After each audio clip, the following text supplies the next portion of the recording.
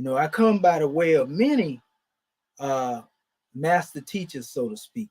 You know what I mean? Many master teachers. I've been able to be guided by many along the way, and taught, educated, and so forth and so on. And so the main drawing is that out of everything that I've been taught and how I have been educated, you know, in regards to dealing with this teaching, you know, every master teaching has a master teacher, and everybody teach in a different style, so to speak. You know, some speak on things that are what we would consider more of, you know, direct and to the point, cut and dry. You know, some people move people emotionally, you know, and some people are able to tap into the spiritual essence, you know, of things, you know. And so when it comes to being able to tap into the spiritual essence of things, I was able to learn this teaching. It was always a particular, we'll say my vibration, Brother E, you know, to deal with it from that special level. And then I was able to run into some master teachers to give me some insight.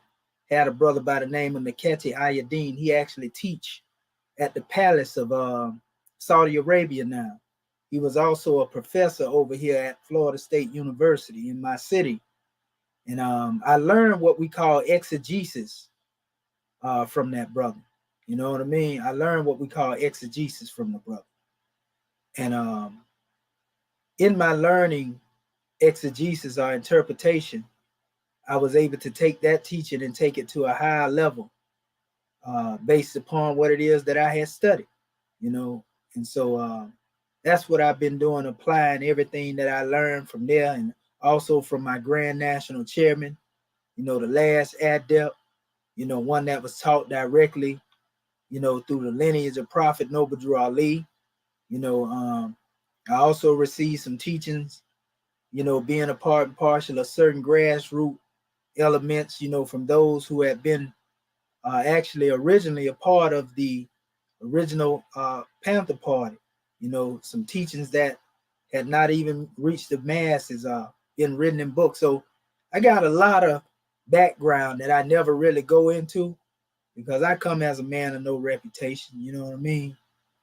And so I just try to give it to the people, get the people some insight and elevate them and uplift them, you know what I mean? Okay, yeah, that's what's up. That's what's up. Yeah, we're gonna get to the presentation. Brother got a strong presentation he got for us.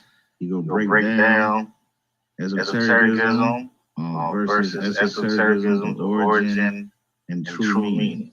So he gonna break down to a lot of people because this topic is starting to get good. I know a lot of people that's starting to study on this stuff.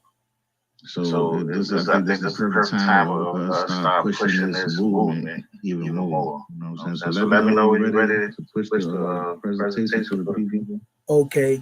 Can you hear me clearly? Yes. Okay. What I'm gonna do, because I actually was trying to stream on my channel at the same time, but what happened is I don't think I'm gonna be able to do that. I think they saying they getting an echo, you know, and what I'm gonna do, I'm gonna probably have to end my let me ask them, do y'all still hear echo, family, that's on my platform?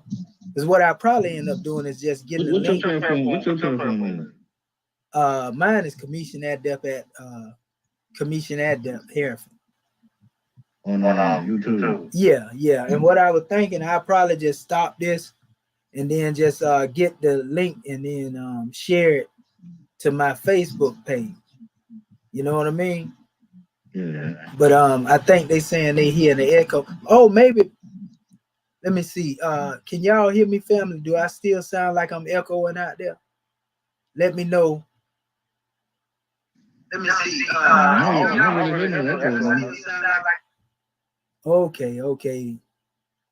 Okay, they say not from me, but from the guests. I see it. They hearing a delay coming in on your end. And I got it. I guess when you unmute, maybe. Yeah, probably both of us unmute at the same time. So what I do? I guess when you unmute. Okay, they say I'm good over here, E. You mute real quick. Let me see if it echo when I do. Okay, they say I'm good over here, E. Yo, can I hear me?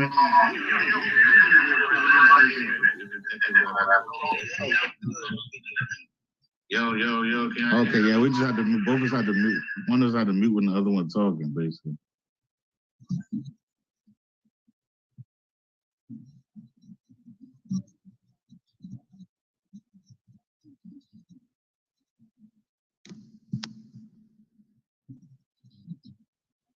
Oh yeah. Hold on.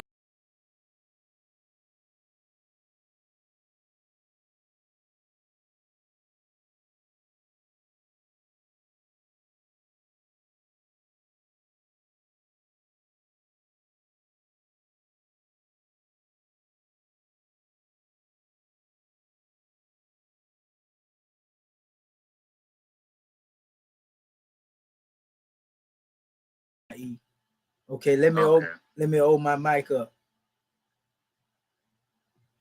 Okay. You got more viewers than I got already. Yeah. I didn't. You sound clear now. Okay, say something again, E.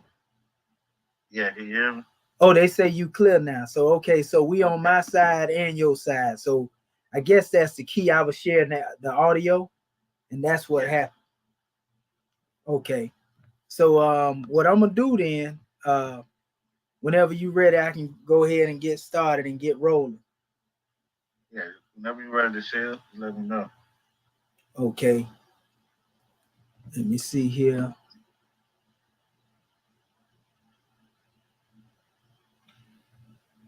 Let's see. I'm actually sharing the screen now. Okay, let me share over here. I'm finna try to share on your platform while I'm sharing on mine. I'm gonna see if that's possible. They may be able to see on both platforms.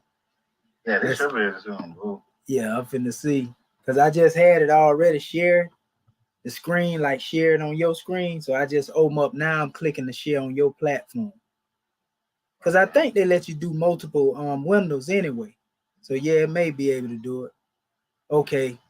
So there it go right there. I guess it's asking. I guess you got to let it in. Let my screen up. Okay. Yeah, let me see here. So I'm linking my share to your share. And let me know when it blow up because I'm getting a little delay over here. As far as the screen opening up. I don't there it go. I see it coming in now. Okay, yeah, there it go. Okay, there we go right there. Let me check with them and see again. Is it sharing over there on my page? Yeah, it's sharing on your page. I'm looking at it. Oh, you looking at it?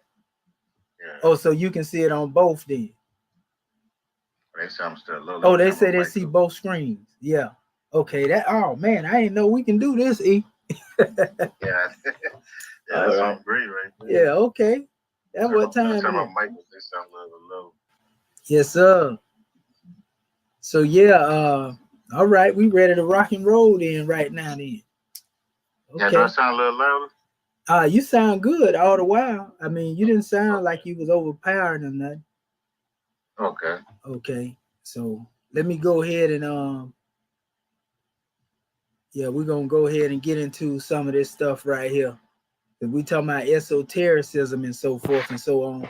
I want to point some things out. I ain't even got to say this. I'm gonna use this little app here and let it do a reading. And I ain't gonna let it read the whole thing, but certain portions, and I'm gonna expound on it after that. All right, I'm gonna let you go in. I'm gonna push mute, and I'm gonna just share it while you're talking on it. All right, brother. Yes, sir. Appreciate you. Sufism, body of mystical practice within Islam. Sufism, Arabic, the Sufiyas, also known as Tasawwuf. Tasawwuf is a mystic body of religious practice found mainly within Sunni Islam but also within Shia Islam, which is characterized by a focus on Islamic spirituality, ritualism, asceticism and esotericism.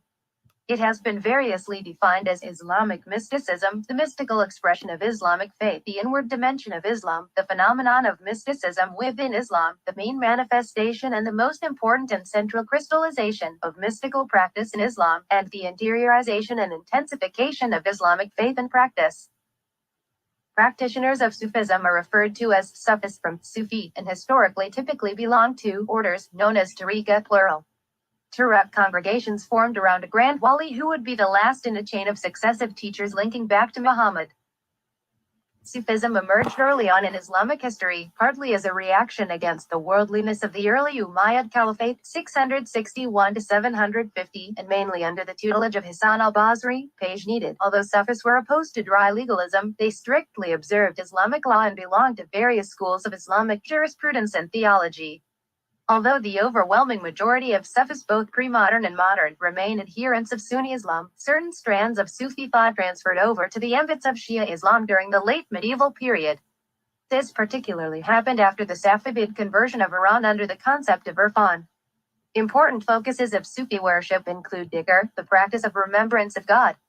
Sufis also played an important role in spreading Islam through their missionary and educational activities. Despite a relative decline of Sufi orders in the modern era and attacks from revivalist Islamic movement such as the Salafis and Wahhabis, Sufism has continued to play an important role in the Islamic world, especially in the neo-traditionalist strand of Sunni Islam. It has also influenced various forms of spirituality in the West and generated lots of academic interest. However, recent scholarship has challenged the Western understanding of Sufism as Orientalist in nature. Yes, sir. I want to stop right there real quick. Because in order, what I like to do, I like to always teach at the root of a particular thing. And if you notice, all the information that has been given here, it spoke on what we call Sufism, which is known as Tasawwuf. Now, I'm making this, I'm bringing this drawing to the manifest to show our family that in the world of Islam, there was a teaching, or is a teaching, that is known as Tasawwuf, which Sufism is basically a derivative of that. The reason why this has to be important when we begin to talk about esoteric and exoteric is because Sufism, or Sufism, so to speak, has to do with the inner meaning of the doctrine as opposed to the outer meaning. There's a measure in the Grand Quran, Surah 2, where it speaks on, these things that have to do with a meaning that deals with the inner aspect of the book, and also those things that deal with an outer expression. Now it says those who are perverse and corrupt only seek the esoteric aspect or the inner meaning, and you don't supposed to take just the inner meaning or the spiritual meaning over, the literal meaning, nor should you take the literal meaning and reject the spiritual meaning. You're supposed to take a middle course. You're supposed to move straight up the middle when it comes to it, and that's the balance, because the legal aspects of the law deal with basic things such as the belief in the prophets, the books, the angels, and so forth and so on. It's good. That's all good to do that and believe in the Creator. But if you go into an aspect of the spiritual essence, it goes deeper. For example, certain activities when you deal with washing the body, which is known as wudu. Wudu is where one makes purification. They wash their mouth, their nostrils, their arms, their feet, and so forth and so on. And a lot of people go through these rituals and don't even know what they're doing. They think that this is just to clean the body and then therefore you pure before God. But really there's a deeper significance if we go into the esoteric explanation of what the wudu process is. And it really has to do with a purification of the spiritual senses. We say purify the heart and the mind, so to speak. So that's what these acts really represent. You are cleansing your mouth from the things that you may have spoke that may have been harmful or distasteful. You cleanse your ears from the things that you may have heard, that were distasteful, that wasn't right. You see what I'm saying? You cleanse your face, so that you would cleanse, all of those things of the naught, that basically may dirty you up, so to speak. You know how people always say in the community we come from, Brother E, they say, man, that brother got a clean face right there. You know, it ain't talking about the physical cleanliness of the face. It's talking about the way that that one carry themselves, the principles that one represent, and what they stand on. And so when you clean your face, you know, from a physical aspect dealing with the ritual, you know, spiritually, you're really cleansing your face to stand before the Creator. You know what I mean? You ain't got to hide your face because you done demonstrated dirty things, dirty deeds, because He know what's in the heart anyway. You know what I mean? So every person that is judged by the Creator according to Islam is judged by what they intend, not by what you do, because you can do something that's real good and beneficial, but your intent still ain't honorable. You doing it to get the upper hand, or you doing it for, you know what I mean? But the Most High know what's in the heart. So when you cleanse yourself, you know, all of this stuff is symbolic. They even said the angels took Muhammad's heart out before he received the revelation and cleansed his heart with water from the well of Zemzem. And we know that this all has to do with esoteric and spiritual meaning. You know what I mean? Not an open heart surgery per se that was practiced by the angels, you know, on Muhammad. You know, just as he made a lot of statements, you know, about the resurrection of man from the coccyx bone. That'll be the only thing left. And he'll be raised. All that's esoteric. He even had those who followed him. A brother by the name of Abu Huraira, for example, he said, you know, I've been given two types of teaching. He said, one that I have revealed to you, and the other, if I reveal it to you, I have my throat cut from ear to ear. And what he was saying is that he knew that there were fanatics among him, that if he said certain things, they would take it a wrong way. And then they would try to come after him and do some bodily harm to him, you know? And, you know, you have all types of different idioms and so forth and so on. But a lot of the stuff from that brother Abu Huraira that he would speak, it was very deep. For example, he spoke on a hadith one time, and the Sufis go off of this hard. They go hard on this here, you know, where it stated that God said he would declare war on one who basically advance, you know, in a harsh way against those who are pious, you know, and he said that he would wage war upon them, you know, these people that would, you know, come forth and be mean, you know, and unjust to those who are pious to him. God said he would wage war upon them, these type of people. And he said because he will become his eye, the one that he loves, he will become your eyes in which you see, the ears in which you hear, your hand with which you grip, the leg with which you walk. Now, in the modern time, they would say, well, that's arm, leg, arm, head. So if God say he will become these things on man, then how are you taking this? Are you taking this as man being the physical creator? Are you taking this as God utilizing you as a vessel to do his bidding and his work? He also said in one of the things, this is also from that same brother, Abu Huraira, that said if he revealed them teachings, some teachings, he'll have his throat cut. It's another where he said, God said, if man remembers him within himself, then he too will remember man within himself. You see what I'm saying? And so all of this is bringing God into a personal environment with man. You see, and it goes beyond the spookism, looking for, you know, a deity somewhere out there that we don't know nothing about. Even in the Quran, it says, know me before you worship me. See, these are all teaching that the Sufis, you know, build upon. Very heavy, you know, and he says he's nearer to man than man is to himself. He's closer to man in his very own jugular vein. So if that's the case, then he has to be in your essence. You know, we can go into the God code and talk about how the name of God is in the DNA. We can get into all of that. All of this type of stuff deal with inner meaning or inner teachings. You know, in fact, if you go into the Hebrew, there's a Hebrew word known as olam, you know, that corresponds to the Arabic word ilm, which means knowledge. But the Hebrew goes a little further and it states, you know, olam actually deals with the hidden knowledge behind creation. So this is what most esoterics, you know, begin to study. This is actually a spiritual science. That's really what esotericism is. And most of it came at the behest of the Sufis. You see, because Rosicrucians, Masons, Enshriners, all of these groups here, most of them will tell you that they got their teaching from the old man on the mountain. That's the Rosicrucians. You know, that's dealing with Hassan ibn Sabah. You know, that's a Muslim, right? Then you have the Shriners say that they got their teachings from Ali, you know, through, you know, the last Khedive, Ishmael of Egypt. You see, and this is how they come up with their Shriners order.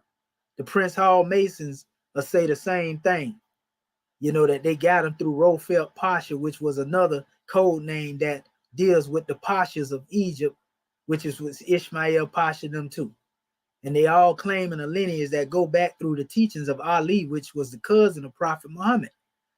And Malachi York tried to touch on a lot of this stuff right here. Ali was said to be the gateway to knowledge, you know, and anybody who bear that name, Ali, is said to be of the lineage of Ali, you know, which most of the Moors in North Africa, you know, they lineage not only trace back through Muhammad, but some of their lineage trace back through Ali. But Ali brought teachings forth that were very esoteric, and you know, they call them now Shiaism, you know, but it really wasn't called that during the time that he was on the manifest. So this is how far back that go, but it goes beyond that, because when you talk about Sufism, the father of Sufism is known as Dhul Nun. Dhul Nun was an Egyptian-born mystic, you see, and all the even Orthodox Islamic Muslims honor Dhul Nun, though he predate, you know, the concept of the religion, so to speak. You know, he say his teachings come from Tehuti. So we can see that the Sufis trace their lineage back to an Egyptian mystic who traces his teachings back to Tehuti in Egypt. You see, this is divine mind, divine wisdom, and a lot of this stuff has been spread abroad, and it was spread abroad during the age that deal with what we call the age of enlightenment, where Muslims, Christians, and Israelites, all of them came together. And so this is how the teachings began to be taught and dispensed through these different nations. You know, when they built the city of Baghdad, and they built it in a circular motion, and you will see that circle, you know, having 4 gateways on it. You know, a north gateway, a east gateway, you know, a west gateway, and a south gateway. And all these different gateways on an esoteric level, you can see this expressed in the Coptic Christianity. You see it expressed a lot in Moorish science when you see the 7 in the center with the gateways that come throughout that particular symbol. You know, all of that represents the universal knowledge of one people, and we call it Islamism under our particular teaching. But it really go all the way back to Kemet. So what we are calling esoteric, you know, is nothing more than the inner meaning or inner interpretation of all of those teachings. You know, and there's also a term that is used that is mystic. We're going to give you this, and we ain't going to go into the whole aspect of it because we got a lot we want to bring, and we don't want to waste a whole lot of time. So let me click on this real quick and get us in here. I know I got to be real careful because I know I got a lot going on with my computer, and I don't want it shutting down or doing nothing. You know, but before I go forward, E, would you like to say anything, my brother? Yeah. Now I studied a little bit on some mysticism, right? Some of it is not. Now from what I've researched, I noticed that the Greeks' mysticism was kind of different because they really couldn't interpret it, Egypt. So a lot of their mysticism comes from where the secret society and the rituals come from. What you think about that part? Oh, that's correct, and we're gonna get into that. We going that way. We're gonna confirm what you just said.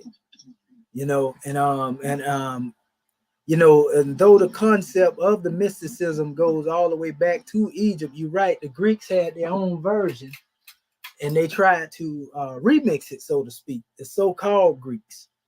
Now we'll give a portion here. Mysticism. Practice of religious experiences during alternate states of consciousness. Mysticism is popularly known as any kind of ecstasy or altered state of consciousness which is given a religious or spiritual meaning but may refer to becoming one with a God or the Absolute. It also refers to the attainment of insight and ultimate or hidden truths and of human transformation supported by various practices and experiences. The term mysticism has ancient Greek origins with various historically determined meanings. Derived from the Greek word myomuo, meaning to close or to conceal, mysticism referred to the biblical, liturgical, spiritual, and contemplative dimensions of early and medieval Christianity. During the early modern period, the definition of mysticism grew to include a broad range of beliefs and ideologies related to extraordinary experiences and states of mind. In modern times, mysticism has acquired a limited definition, with broad applications as meaning the aim at the union with the absolute, the infinite, or God. This limited definition has been applied to a wide range of religious traditions and practices, valuing mystical experience as a key element of mysticism. Yes, sir. And so, just dealing with that special aspect right there, we can see the Greek position on that, which means to close or hide or conceal a thing. Well, mysticism, true indeed, had more to do with, in the ancient times, it was dealing with the experience of the individual. You know, when they were able to experience something that was what some people would like to call supernatural, you know, such as tapping into the book of registry, you know, of the creation, or being able to tap into one's higher state of consciousness, out of body experiences, and so forth and so on, which we know proof of these things existing, you know, is having a personal experience with the creator or consciousness, becoming a living expression of the consciousness, as opposed to just meaning to close or to conceal a thing. You know, now those who have these experiences in certain circles that tell you, you know, well, you shouldn't tell everybody about these experiences. It's a personal experience. You know, it may be harmful to reveal these things. And I mean, and that's where they come up with so-called keeping secrets and secrecy. But adepts don't keep secrets. Hierophants don't keep secrets. We reveal the light. You know, and the thing is, we understand by revealing the teaching, you keep a thing sacred, thereby making it possible that there will be those who are inspired to also come into that state of consciousness as mystics, and they will also guard that special truth. They won't conceal it or hide it, but they will guard the truth by keeping the truth out front. You know, for example, the mind will never accept what it's not willing to receive. So you don't have to hide anything or conceal anything from anybody. For example, you can see right now, I can talk about nationality all day and talk about the Moors. And if one mind is closed, they're going to be stuck on the Moors, say black according to science mean death. So I don't have to hide nothing from an individual like that. They can't get it anyway. And the same thing applies to different levels of truth. You know what I mean? Certain people, if they are not built for that type of information, you can say it every type of way you want to say it, and they ain't gonna get it. You feel me? That's because they are not ready to receive that truth. Don't mean maybe 20 years, 10 years, or next month. You know what? You're right about that, because now I can explain to a person 5 times it's like they don't get it because they've been taught a certain way and they can't get out of it. It's like they stuck in that matrix. Yep. And then they get to a point where you'll start talking to them, and these people be thinking like, oh, you doing magic, you doing this, you doing this. No, I'm just understanding something that you just don't understand, and I see it now. Yeah. So now when I see something, I can see symbols anywhere. I can look at I can look at any book and I can tell this part is esoteric, and they just don't understand it. They don't understand it, bro. And you can also hear when somebody's speaking. If you read enough, you can hear where they're speaking and tell where their ideology is coming from. You know what I mean? If you read enough. Like you say, you don't even need a book to see it. You know, once you know it, you know it. And that's why they say signs and symbols. In our teaching, we teach signs and symbols of a conscious mind in men and women of understanding. You see what I'm saying? Yes, sir. I got another drawing here I'm going to bring to the manifest as well. We're just getting some little definitions off right now. And we're going to get into some actual doctrine in a second. Oh, look, let me hit this button again. Look like we got a little slow. There we go. Another term that you hear often now in the conscious community, metaphysics, right? Let's see. Metaphysics, branch of philosophy dealing with the nature of reality. Metaphysics is the branch of philosophy that studies the fundamental nature of reality, the first principles of being, identity and change, space and time, causality, necessity, and possibility. It includes questions about the nature of consciousness and the relationship between mind and matter, between substance and attribute, and between potentiality and actuality. The word metaphysics comes from two Greek words that together literally mean after or behind or among, the study of the natural. It has been suggested that the term might have been coined by a 1st century CE editor who assembled various small selections of Aristotle's works into the treatise we now know by the name Metaphysics, Metaphysica, lit. After the physics, another of Aristotle's works. Yes, sir. And so, see, a lot of people don't know, even though they are calling these things metaphysics, mysticism, esotericism, these things are this science, so to speak, or these sciences existed in other documents that existed long before, your Plato's and your Aristotle's come on the metaphysics. We got to remember, Aristotle and Plato, they studied in Kemet. As a matter of fact, Aristotle was one of our people. I don't know about y'all, but if you ever see a depiction that the Arabs put out there, Aristotle, he was straight one of us, family. So that's a whole nother story. If you go on my channel, you can see it when I go to talking about the Greeks and everything. You know what I mean? I speak on a lot of that right there. And that's a whole nother measure. So yeah, metaphysics is very interesting because it deals with a branch that has to do with nature and reality. The first principles of being, identity. See, this is why we was telling our people, if you can read signs and symbols from this special level, the possibilities are endless. As opposed to saying, okay, well, this symbol represents a letter A, or this symbol represents a letter B. Even in certain alphabetical structures that ain't even pictures, though, there are metaphysical teachings that are based on those things. I got a question for you. Go ahead, my brother. Somebody in the chat said that writers only know the world from Ptolemy maps. That's a good story right there. A good question. We'll say some of them did, but I have maps that were actually produced by other people as well. You know what I mean? I seen some maps produced by the Arabs. The Moors produced certain maps, and so, when you get into those areas, some people did only understand it by them until there was a different viewpoint. You know what I mean? Because like I got a map now of Africa from for example, the Moors, the Kubulan map. And they show that demonstration upside down and what we would call upside down. But if we go in the context of the way we teach by Kemet, it would actually be the right way. Because what we think is Upper Egypt is not in the northern part of the map. It will be going downward on the map that we normally look at now. But if you were to turn that map upside down, that would be properly Upper Egypt, looking at it from the way we see upper. The same thing when you deal with Lower Egypt. Lower Egypt will be found in the north. That's going up toward the north where it branches off at, toward the land of Canaan and Sinai and so forth and so on. But when you go further down the Nile, according to the map we look at normally, that's Upper Egypt down there. You know what I mean? So like I said, it's based on what you're looking at. And I've seen other maps by certain Muslims that actually wrote these maps for the European over here in the West too. Some of these maps are based on certain individuals that was on the ship and they was being directed. A lot of them go back to the 1500s though, 1600s and so forth and so on. But yeah, we already know Ptolemy had his little demonstration out there too.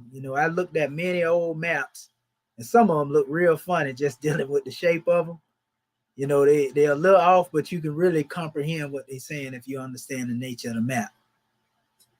So I hope that answered the question to our family that asked that question.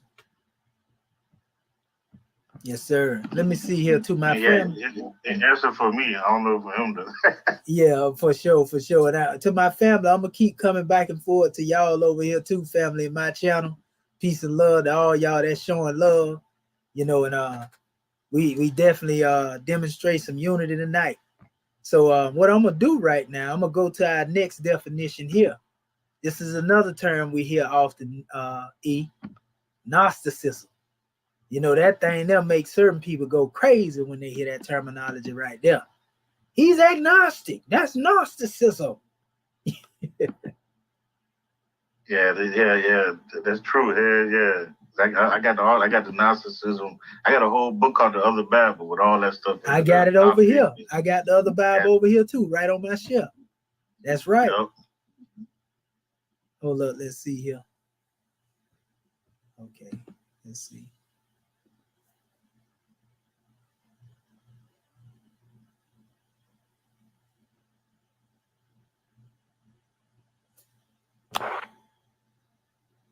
Come on.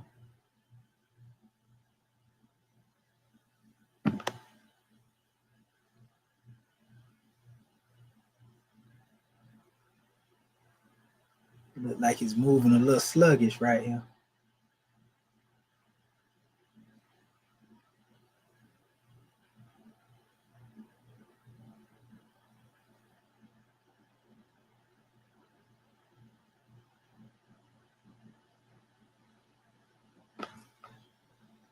Let's see.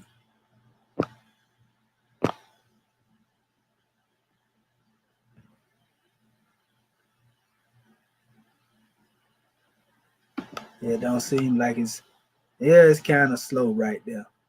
But anyway, you know, Gnosticism, as it's stating here, from ancient Greek, you know, Romanized Gnostikos, Koine Greek as they like to call it, right?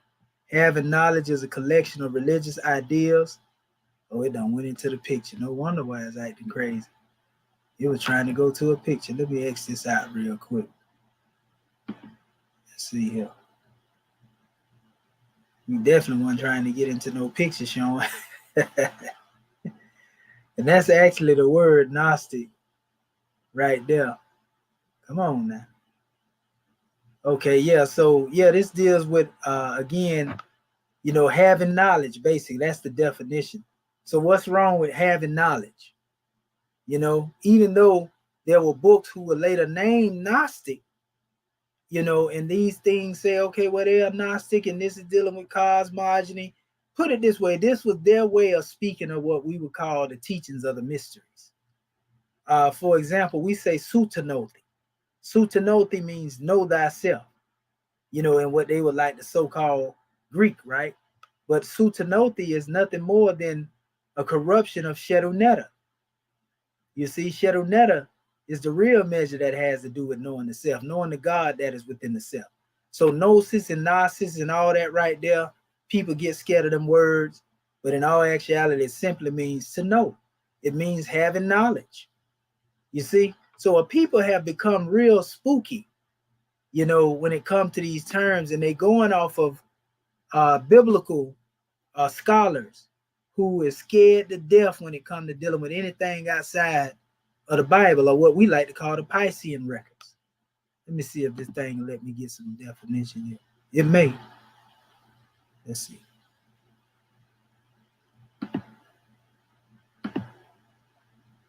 Is it muted or something?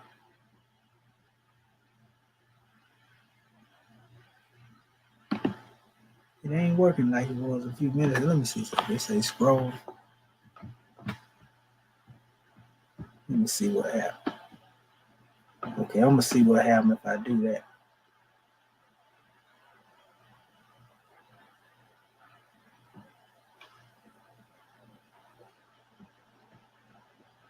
Yeah, they ain't giving nothing up.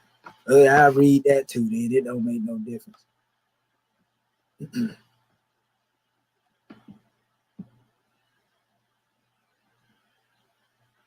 Yeah, so Western esotericism, because that's what we're getting into right now. I'm gonna go and X this out right here. We don't want it causing no conflict here. Okay, yeah, Western esotericism, you know, basically, as they say, adhere a range of related ideas and movements that have developed in the Western world. Now, when you think about the ideas in the movements, this deal with Freemasonry, this deal with Theosophy, you know, even Western philosophical concepts and everything. You know, they come up with all these different measures. So this is a Western esotericism, also known as Western mystery tradition, which a lot of their stuff is basically just a remix of what come from the original schools. And so most people that are judging the esoteric system are judging it based off of the Western esoteric tradition. And this is what I heard our brother E try to tell our family one time, and it went right over their head. You know what I mean? But we gonna bring it to the forefront and make it plain tonight. So it says also, the Western mystery tradition, right? It says is a term scholars use to categorize a range of loosely related ideas and movements that develop within the Western society. These ideas and currents, it say, are united. It says since they are largely distinct from Orthodox Judeo-Christian religion and Enlightenment rationalism, esotericism has pervaded various forms of Western philosophy, religion, pseudoscience, art, literature, and music, and continues to influence the intellectual ideas of popular culture. When you look at this here, it says also the idea of grouping a wide range of Western traditions and philosophies together under the term esotericism developed in Europe during the late 17th century. Various academics have debated various definitions of Western esotericism. One view adopts a definition from certain esoteric schools of thought themselves, treating esotericism as a perennial, hidden inner tradition. A second perspective sees esotericism as a category of movements that embrace an enchanted worldview in the face of increasing disenchantment. A third view Western esotericism as encompassing all of Western culture's rejected knowledge that is accepted neither by the scientific establishment nor orthodox religious authorities. So basically, this is saying you can be telling the truth, you know, but if it go against the norm and they put it in the category of esotericism from the Western view, then this means that it's pseudo. And that's why you hear a lot of these guys that speak out against esoteric science as, oh, that's pseudo.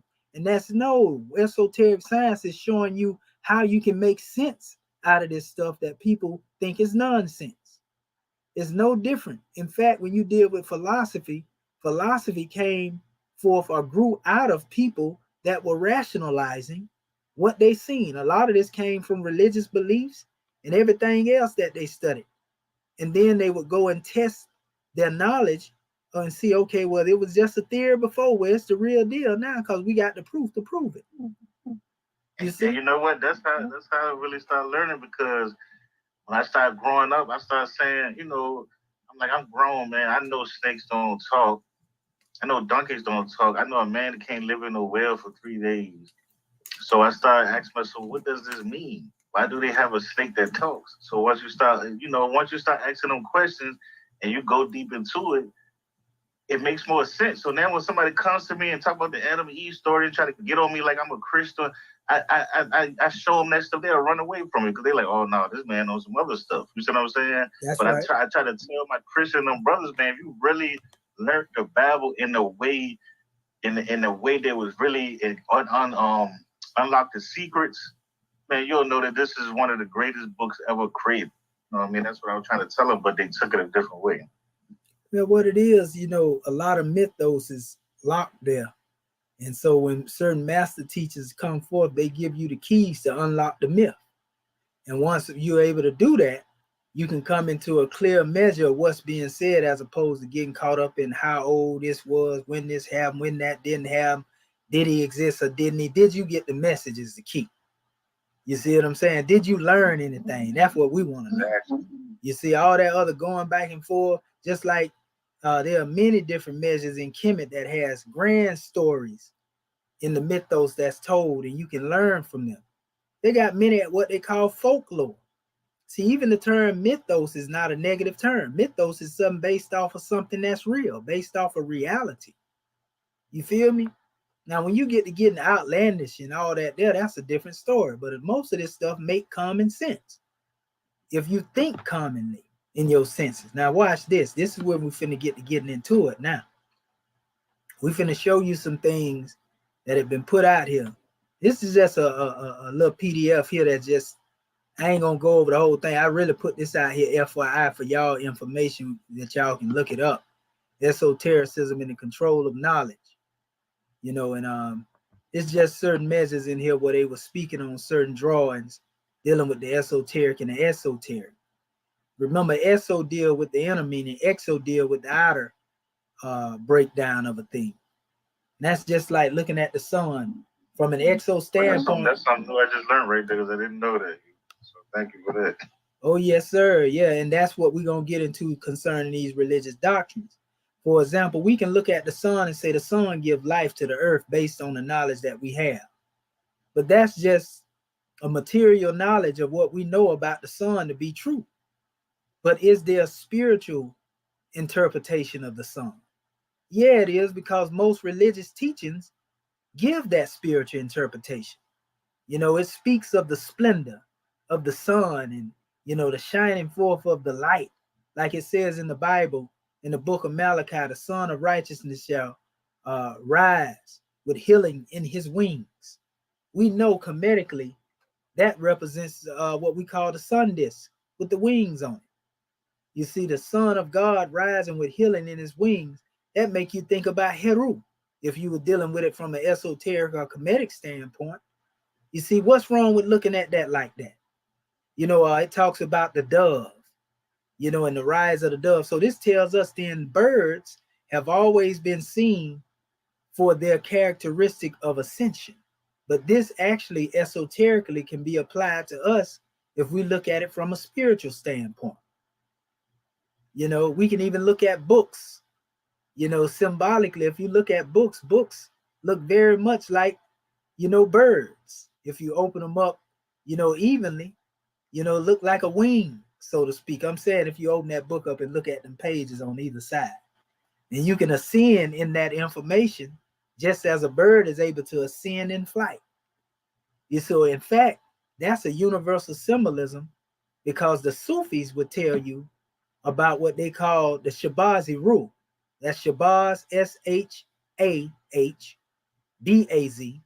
not spelled the way that it's spelled in the Nation of Islam, S-H-A-B-A-Z-Z.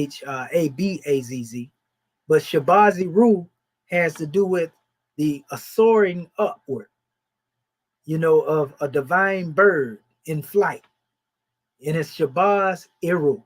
Now, for those who don't get it when it comes down to the language, Eru, if you say, well, Eru, and you put that in the line with Heru, then you understand Heru is a falcon, and Heru ascends into the heights. The falcon ascends into the heights. You see, this has to do with elevation. Heru then becomes a degree of elevation. Heru is said to be in Sekhet Aru, which is said to be the heavens of ancient Kemet.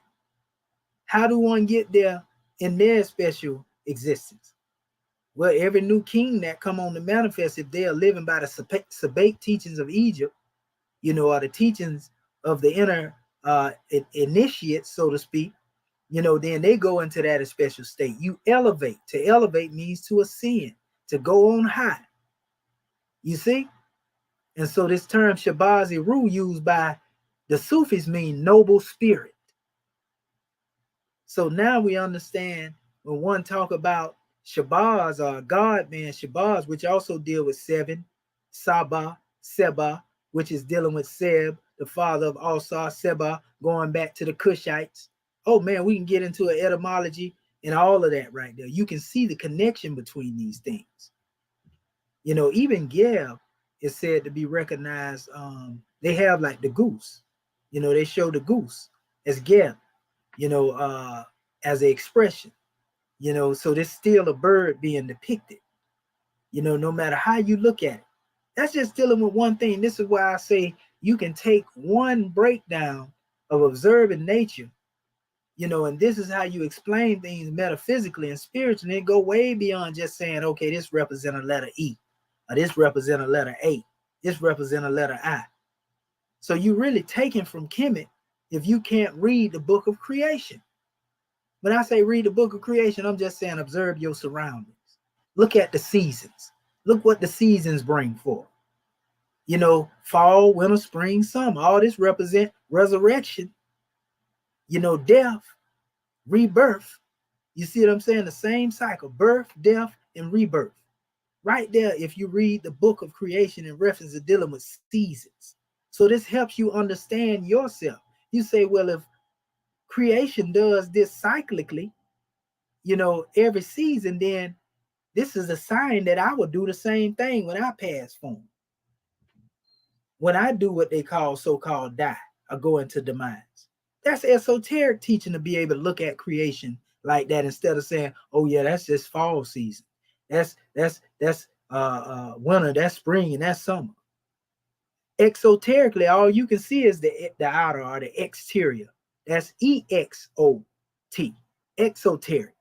Esoteric is being able to see the inner meaning. And this not only deal with looking at creation, but even when we read these books. See, somebody that only has an exoteric mind, they can only look at the Bible, Old and New Testament, and they can only see it historically, and that's all they can see. But somebody esoteric can go and see them things that you're looking at that's historic and see a deeper spiritual meaning in that teaching that you can't see. And in most cases, the one that look at one like that can interpret that law at that level, oh, this one don't know what they talking about. They agnostic, they this and they that. No, you, my friend, is stuck in a carnal mindset and you can't comprehend things that are spiritual. I'm sorry to tell you that. You see? And that's why it even tell you, though, in the Bible, to not eat meat in the presence of your brethren if it offend them. I don't eat meat anyway, but I see the symbolism behind it.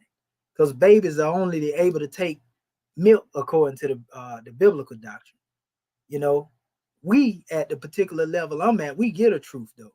Even if, we know that babies can only take milk, because you're going to either sink or swim. It's going to be on you. Either you're going to take it or you're going to let it alone. You know what I mean? Yeah, I need to talk to you about that on the outskirts too, of when you want to eat meat, which you eat. But, we can talk about that on the outskirts, because I'm trying to get on my diet and find out how to get off this meat too. Oh yeah, we can definitely go into that, my brother. We can definitely get some. I got a grand book for you too. Okay. For you to get. You're gonna love this. It'll tell you what to eat, how to eat. It's one that been around in our it's one of our scholars too. That's been greatly looked over, my brother. Okay. Yeah, we can talk about that after the show. Yes, sir. So let me I'm gonna scroll. I'm trying to scroll. I know I got to let it go up a little bit first. I ain't got but a little spot that I'm trying to get off here, and I'm gonna move to my next demonstration. Matter of fact, what I'm gonna do, I'm gonna close out some of these other windows, because it may be able to work a little better once I close some of these things out. Kind of take the burden off the system, so to speak. Because I do got a lot of tabs up here open. Get on out of there. Close on up, Mr. Metaphysics.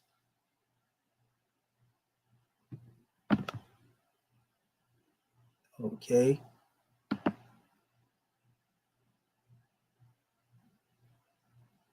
Okay. Close this out here. Close this out. Close that out. We don't need that either. Not trying to go there yet, but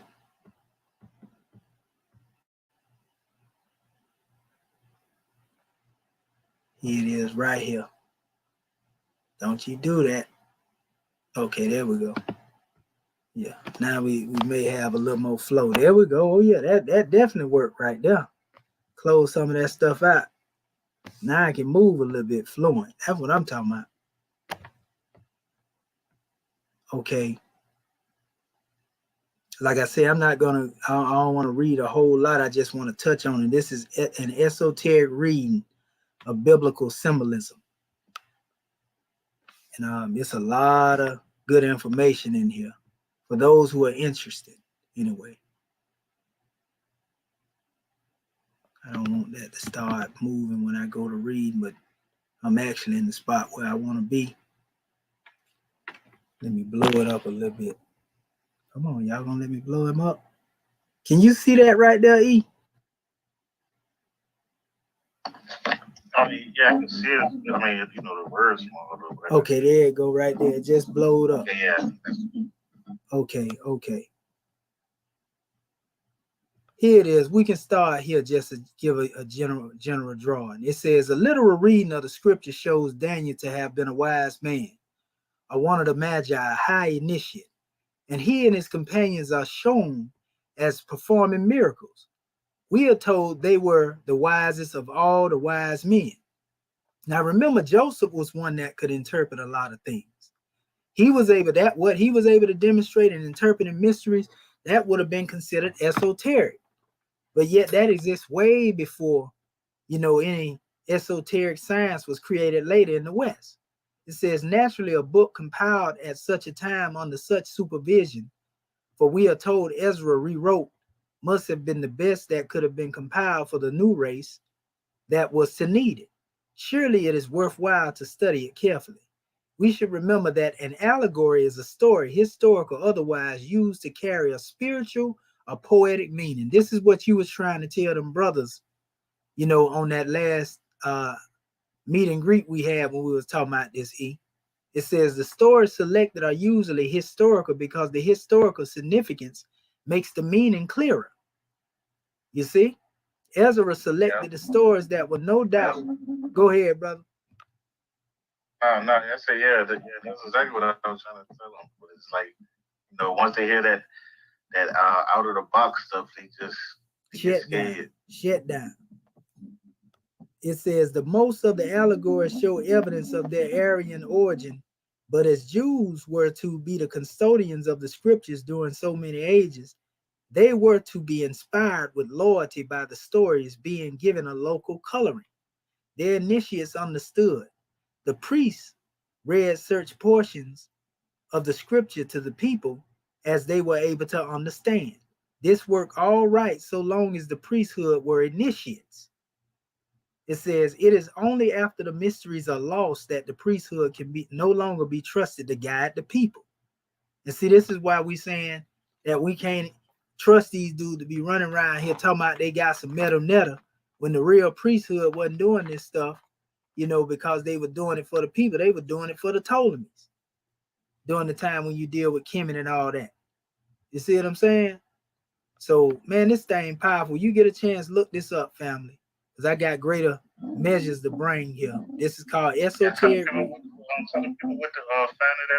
This is an esoteric reading of biblical symbolism. You can find it, right? Google it and you can find it. And they also, this is a portion I touch here, say the metaphysical ideas of ancient Hebrew. Now listen to this. Now, Chokmah is one of the things you'll see on what they call the tree of life, but it really means wisdom. Chokmah in Arabic is Hakim. You see, that's what they call Tehudi, Enoch, Hakim, Idris, a wise one. So as his Heva, the second logos of the Theosophists, it says the son of the Christian or divine woman of the Old Testament. That's another thing too. I'm gonna touch on them in a minute. The Theosophical Society, all that is Western esotericism. Don't make them right. I'm just telling you where they got it from, but they really got all their teachers from the East. They asked Blavatsky, some of the men, because she was made a female Mason, and they didn't really have female Masons in the beginning. So Blavatsky she came up with her own lodge and co-masonry where a woman was able to be an actual Mason, right? And so what happened is it was her, Annie Besant, Henry Steele Alcott, and all them, they had their Theosophical Society and their own degrees. Blavatsky and all of them, they had went to India. And most of the people that were supposed to be master teachers coming out of India, they had went and met with and studied up under. And so Albert Pike asked them one time, could they come, meet their teachers? Could they meet their teachers? And Blavatsky told them, because Albert Pike was a Klansman and that they were racist. She said, if I told y'all and showed y'all who my teachers was, y'all would reject them outright. She was letting the people know that she got these teachings from, the Moors, basically. She got it from African people, not just India, but African people. You see what I'm saying? And she was grateful to get that because she couldn't get it from men over here in the West. So they try to say Blavatsky is the witch. No, she was one of the best teachers on what she learned, from over there in the East. She was one of the best teachers over here in the West I got to give credit where credit is due. You know what I mean? That woman wasn't into no witchism, as they try to say, oh, she was a witch and all this here. You know, they're going to say that right there because they hear the term theosophists. But we ain't finna go to war on that aspect right there with nobody behind it. I'm just telling you, I got Isis Unveiled over here, both versions of it. And she's basically saying the same thing our ancestors were teaching. All she did is at least she was ready to give credit, like Gerald Massey. Gerald Massey give a lot of credit. I done read his works, but I never depend on them works. I give honor to the fact that he'll tell you that it was our people, especially during the time of the early 1900s, for them to be saying that. You know, telling you that it was our people that was the God as ancient Kemet and all that there. You got to give credit where credit due, because we wasn't producing that type of stuff. Where's our lineage of scholars that have produced the things that wasn't able to be produced? That's why I tell people I don't discriminate against a Eurocentric source just because it's Eurocentric. I'm saying now that we have what we have from what they've been saying, why not translate our own? That's all I'm saying. Why not get the pen like Prophet Noble Drew Ali told the Moor, when you get the pen and it's in your hand, you write your history. And that's something we don't have. That's why we lack, books that deal with these teachings. Go to Africa. You'll hear a lot of folklore about what people believe here and there, but there is no constructive way of life, that our people actually built outside of when you go into the teachings of Kemet, and they didn't even canonize that. The real teachings of Kemet are the Sabbath teachings. All brothers know how to talk about it. They say the book of Tahotep and Amenhotep, but there has never been a canonization for those who claim to study Kemet. I wonder why. Just like you got a book of Matthew, Mark, Luke, and how they put that in order. Ain't nobody did with that with the Kemetic teaching. Everybody been henpicking off the teachings of Kemet. They talking about the law of Ma'at. Most people think that the law of Ma'at is everything in Kemet, but it's books, family, that they teach in Kemet that actually tell you how to live your life. And we had a lot of our family saying, show us some books and stuff that they can live. It is out there, but they didn't put it in canon. It ain't organized. So I'm working on works like that myself, but I just wanted to add that too. So it says, it speaks on the third comes Bina, understanding, which is VNH, the Holy Spirit of the Christian, the third logos of the Theosophists. It says, from understanding, born of God's creative love and wisdom, come forth seven, the seven Sephiroth, which are also known as the seven Elohim, the seven attributes of God manifesting upon the seven planes. That's in the book of Genesis. When they say Elohim, this is the same thing in reference to the Sephiroth. You see, it says, we are shown everything in nature has a triune manifestation in its possibilities.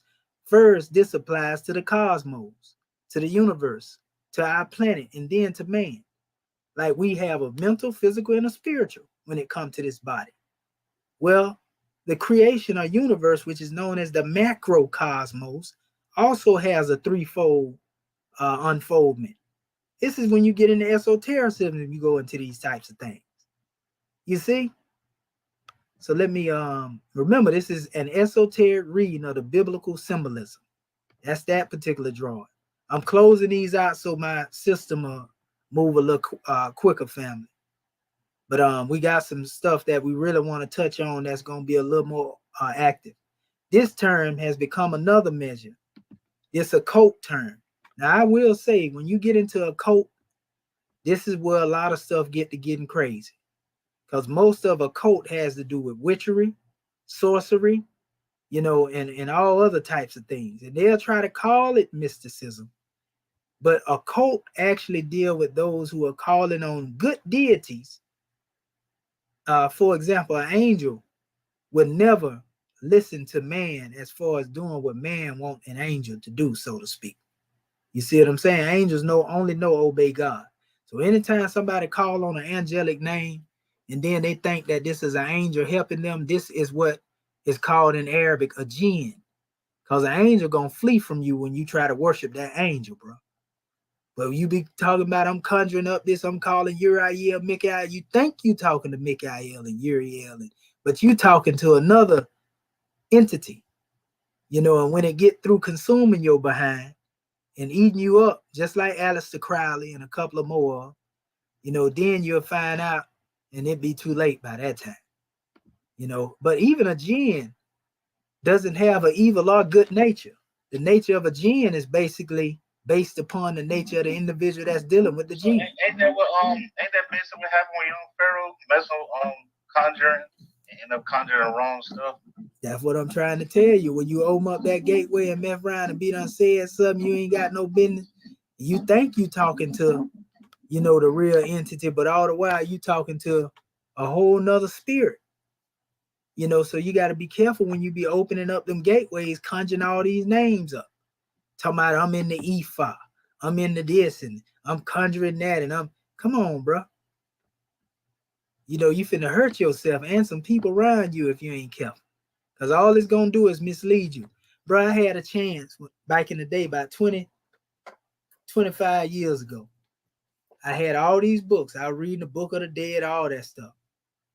I had a book called The 6 and 7 Books of Moses. I pulled that book up and read the intro. And bro, I read all information. You know I like to read just by me. But that book right there, I can feel the darkness on it, bro. Because it said, before you read it, it said, if you ain't pure of heart, put this book down right now. Now, I don't know how pure my heart was, but I know I'm pretty good when it comes to being the message that I bring, but I would not open that book after I read it. And I peeped into some things later on the internet concerning it. And, you know, they end up talking about they got seals. You know, the seals of Moses that he used to turn his staff in there. See, all that there, I knew was a lie. Just like when they talk about the lesser keys of Solomon, all them satanic books right there. I tell you, they say that's not esoteric to be played, but this is satanic works. Because no prophet that have ever come, that knowledge that they had that gave them the ability to do the things that they did, it was never given to mere man, bro. And so when somebody tell you they got that knowledge, no, you using that knowledge that Pharaoh was using that was going against Moses. You see what I'm saying? In other words, if it was a seal that was given to them by God, a mere man wouldn't have that seal, is what I'm saying. Just like it says Solomon was able to command the jinns in the Quran. It talked about that, you know, to build things and build structures. And they had that type of stuff in there talking about, no, bro, everybody don't have that knowledge. Everybody can't go. Solomon had that knowledge, and when he passed form, that knowledge went with him. You see, so all these God men are prophets that had knowledge to be able to deal with this stuff, as far as what they call a cult now.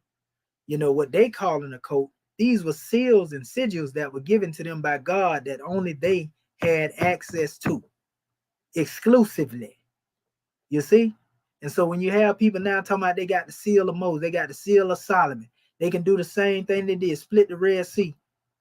All I'm going to say is, you can call me spooky or whatever you want to call me. I'm going to say stay away from it. Because them same people, if you get in a deep conversation with them, they'll go to saying they deal with hoodoo and voodoo. You see what I'm saying? Which we know is real. Still, it ain't nothing to be played with. You see what I'm saying? So we want to caution our people when it comes to those aspects as well. But there's a measure here, and they praise this European. This was written by Manly P. Hall. Manly P. Hall, 33rd degree Mason. You know, one thing about him, he was honest like Gerald Massey and him. He'll tell you that our people was the first people. But what Manly P. Hall was able to master is be able to tell a story, and he could hide the truth behind what he is saying. And only those who are initiates or adepts will comprehend what it is that he's saying. That's why they look at him like one of the greatest writers. So he's putting the truth out there, but it's veiled with something else. You see what I'm saying? And he'll tell you that. So here's one of his books called The Occult Anatomy of Man. But this is dealing with the human body and symbolism. You know, basically talking about the macrocosm and the microcosm, the great cosmos, and, you know, analyzing, you know, the Old Testament as a physiological, anatomical book, you know, that has to do with reading it from a scientific standpoint. So this is what most of the esoteric teachings deal with. You see what I'm saying? When it say the Holy Writ are unlocked, you know, so it says there's no doubt that the Old Testament is a physiological and anatomical textbook to those capable of reading it from scientific viewpoint. The functions of the human body, the attributes of the human mind, and the qualities of the human soul have been personified by the wise men of the ancient world. And a great drama has been built around their relationships to themselves and each other. And this is what I'm saying, when you begin to go into things, you know, that has to do with, you know, the anatomy, the code anatomy of man. It says the worship of the parts and the functions of the human body began in the later Lemurian period. During the Atlantean epoch, this religion gave place to sun worship. It says, but the new faith incorporated into its doctrines made many of the rituals and symbols, it says, of the previous belief. The practice of building temples in the form of the human body exists among the peoples of the world. The tabernacle of the Jews, the great Egyptian temple of Karnak, the religious structures of Hawaiian priests, the Christian churches laid out in the form of the cross, are all examples of this practice. If the human body were laid out with the arms spread in the shape of any of these buildings, it would be found the high altar would occupy the same relative position. Hold up. I want to try to move this down so y'all can see it a little bit more. Let's see, it says the same position in the building. It's basically talking about the body and how every temple that's built has been built off of the basis of the body of man. That's why when you go into Egypt, you'll see where they, if you look at it from an aerial view or from up top, you know, this deal with the code anatomy of man. You know, the sanctorium, holy of holies, will be found, you know, in the highest plane, you know, or the highest portion that is synonymous with the body. Just like the pyramid has the grotto, which is the subterranean chamber. It has the queen's chamber, and it has the king chamber. This represents the physical, mental, and the spiritual of man. That's esoteric. But it goes deeper when you begin to go into the essence of breaking those things down. You see, from an esoteric standpoint, it's more than just saying, oh, this is physical, this is mental, this is spiritual. You know, but these knowledges are important for you to understand what's going on. So this is why they talk about in the Bible, you hear Masons say, a temple built without the sound of a hammer. You know good well, if you're dealing with building a physical temple, you're going to hear the sound of a hammer, drills, everything. So if it's talking about a temple, and they get this from the Bible, a temple built without the sound of a hammer, it's talking about the temple of perfected man. See, these are the things that are being spoken on or told. And so what it is, in these different groups of teachings, they are all talking about the occult anatomy of man and building the physical body. You know, how one can build up this physical body and make it close to immortal, or be able to build it up to such extent to where you can leave it, you know, and go into dealing what we call out-of-body experiences at will. Building it up so much so, having knowledge to be able to heal yourself based upon this knowledge. Some people even go so far as dealing with telekinesis, telepathy, being able to move things with your mind, being able to, you know, this is what people be studying behind closed doors. And they know the common people ain't thinking like that because they believe in what they can see in front of them. So this is why they try to hide these things from the people, because they feel like, you know, people say, oh, them people crazy. They done lost their mind, but they know that there's some real science. And once one is able to be a mastermind and become a priest and be able to rightfully demonstrate like this, one can actually change their condition based on this knowledge. That's why they say knowledge is power. Not because you have a head full of information coming from a book, but being able to tap into the knowledge and employ what it is you know. So based on how much you know, in essence, from a grand spiritual degree, depending on whether or not you can utilize what you know in order to truly make a change. Whether you can manifest things and speak things into existence. The Europeans studying this stuff every day in these secret societies. And they tapped into these things, and this is what they're holding back from. Go ahead, brother. So esoteric, my understanding is about the consciousness in the human body, right? Yes, sir. And mysticism was based off of deities, right? That's the difference between them two. Yeah, but there's still a connection between the two, because you actually going into a state. The esotericism give you the ability to go into a mystic union with the creator. You see what I'm saying? So it's a linkage between them, but they have different levels of it. For example, you can go through the chakra system, or you can go through the tree of life system, you know, or you can just deal with simple meditation. You know, you can deal with yoga. So there are many different ways to do this. Now it's really going to be based on the individual, you know, how one really opens up the self. I know personally what I have experienced that I can tell you by experience as opposed to just reading books. I have experienced, you know, at times like my voice speaking to me, right? But even though it's outside of self, you know, though inside of self, I can tell the knowledge that I'm receiving is far more greater than what I understand consciously now. Like some people might be like, man, Commission got a lot of information and what it is. But when I went into that state of mind, I seen how much I didn't know. You feel me? That's deep right there. And that's what made me say to know is to know that you don't know. Even though you may know what you're talking about.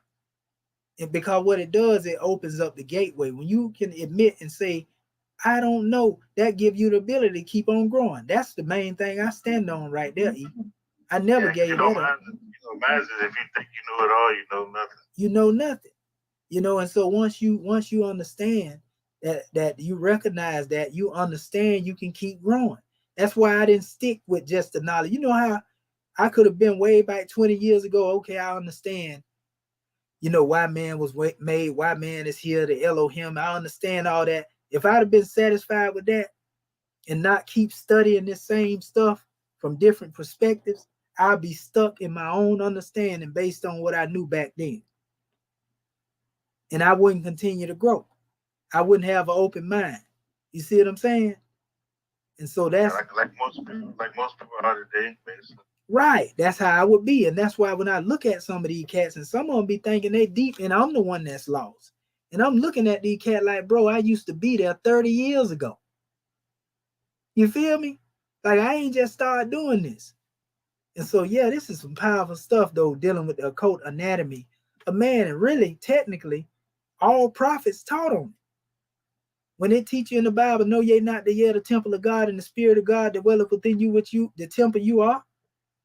And it tells you not to defile the temple, you know, and all that, man, that's esoteric spiritual teaching telling you to know yourself. See, that's where you go back to Kemet and you talk about the pyramid, and they talk about Amen, and the word Amen actually dealing with pyramid as well, mirror as well.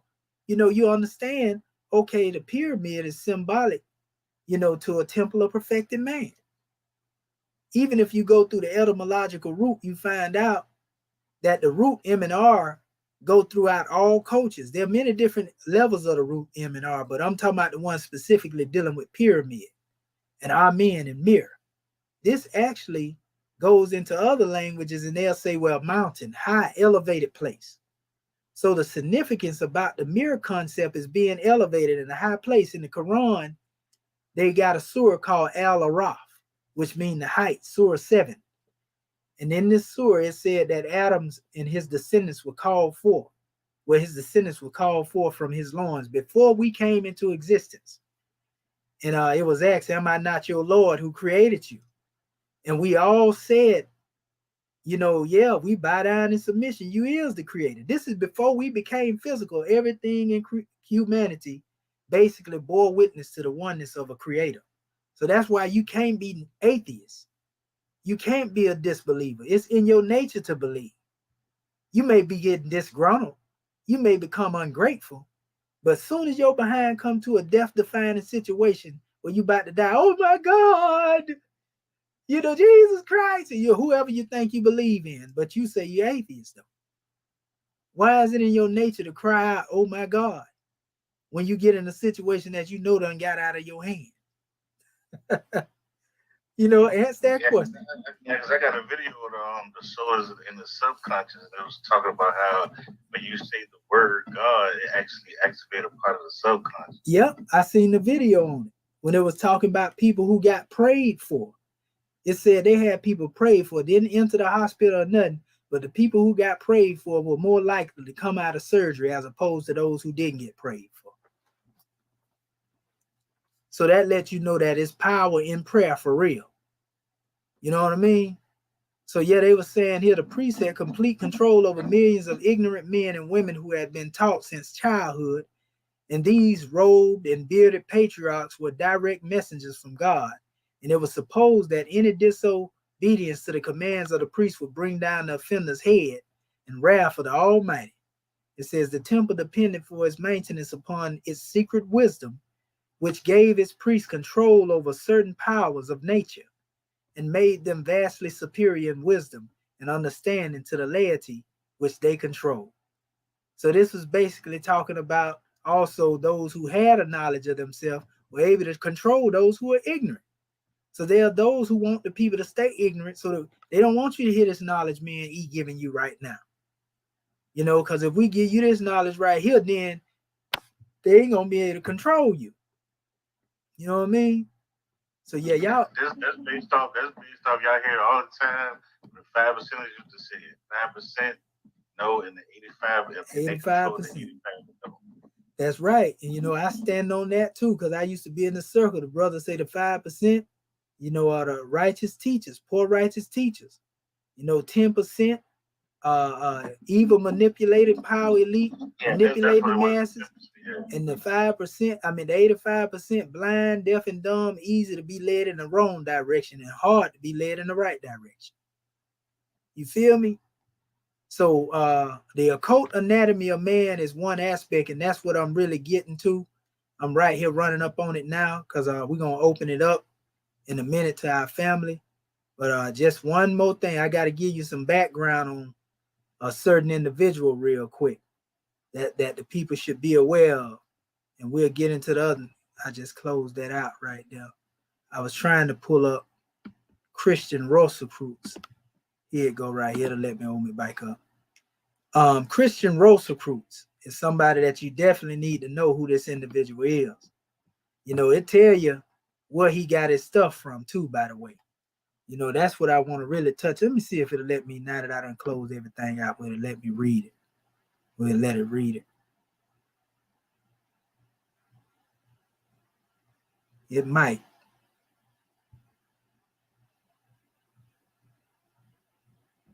It's still blanking it out for some reason. I wonder why. But we ain't gonna worry about it. We'll move it on up and we'll give it to you ourselves. But Christian Rosicrucians is said to be the founder. You know, they saying possibly allegorical founder of the Rosicrucian order. Christian Rosicrucians, according to the legend, let me go back down. It's moving now. I want to move. You know, according to the legend of his history, this is very important. I was talking about him earlier because a lot of his information came from Muslims, Sufis, basically. It says, according to the legend, Christian Rosicrucians was a medieval German aristocrat, orphaned at the age of 4 and raised in a monastery, where he studied for 12 years. He discovered and learned esoteric wisdom on a pilgrimage. It's still going down. Come on now. Y'all don't go to doing that right there. Y'all done went to a whole nother. Y'all talking about the Persians. I ain't talking about the Persians. I'm talking about Christian Rosicrucians. Hold on. Yeah, 1 second. It should go right back to it. I got to close some more of these wonders out. Goodness gracious. Come on. There you go. All right. So, yeah, basically, let me make sure I move that over there. So anyway, I was saying, according to legend, Christian Rosicrucians was a medieval German aristocrat orphaned at the age of 4 and raised in a monastery. It says where he studied for 12 years and he discovered and learned esoteric wisdom on a pilgrimage to the Holy Land amongst Turkish, Arab, and Persian sages, possibly Sufi, Zoroastrian masters. Supposedly in the 15th century, and it goes into see the symbolism of the numbers in the manifestos, returned and founded the fraternity of the Rose of the Cross, with himself, Frater CRC, as the head of the order. Under his direction, a temple called Sanctus Spiritus, or the House of the Holy Spirit, was built. So he took his knowledge and applied it and brought forth, a new way of Christian mysticism. He talked about the chemical wedding and all this stuff. All this based upon him coming into a contact with Sufi mystics, mostly Arabs. So we can see how the Sufis influenced the Rosicrucian society, as well as, again, like your Knights Templars, who actually made pacts, with Salahuddin and the Muslims during the time of the Crusades, which is a reason why a lot of them got killed. The last Grand Master of the Templars was killed because they say they were worshiping Muhammad under the code name Baphomet. That's what they say, you see. But they made a pact of the splitting of the M, and I told you M means knowledge. So there was a pledge that was made under the tree. And so they found out that they had some type of union with the Muslims. And so that's why there was been a beef between the Jesuits and the Masons. They vowed, the Jesuits vowed to take the fetus of their babies from the womb and bash it up against the wall. That's their oath they take. So there's a war going on between the Jesuit priesthood and the Masonry. This all deals with the Illuminati and the infiltrations and all that stuff that's taking place. There's even a war that goes on between Prince Hall and European Masons. They don't get along with each other, even though they want you to believe that. That's a whole nother measure, though. But all that's leading up to what I'm saying right now. So let me go to this next portion here. Like I said, we're getting ready to open up in a second, because I ain't reading everything. We still want to deal with this occult anatomy too. That's the whole key. All this esoteric teaching really deal with man being a microcosm and the universe being the macrocosm, based upon the principles of as it is above, so it is below. As it is within, so it is without. You see, so here we have right here a particular book that's dealing with restoring the temple.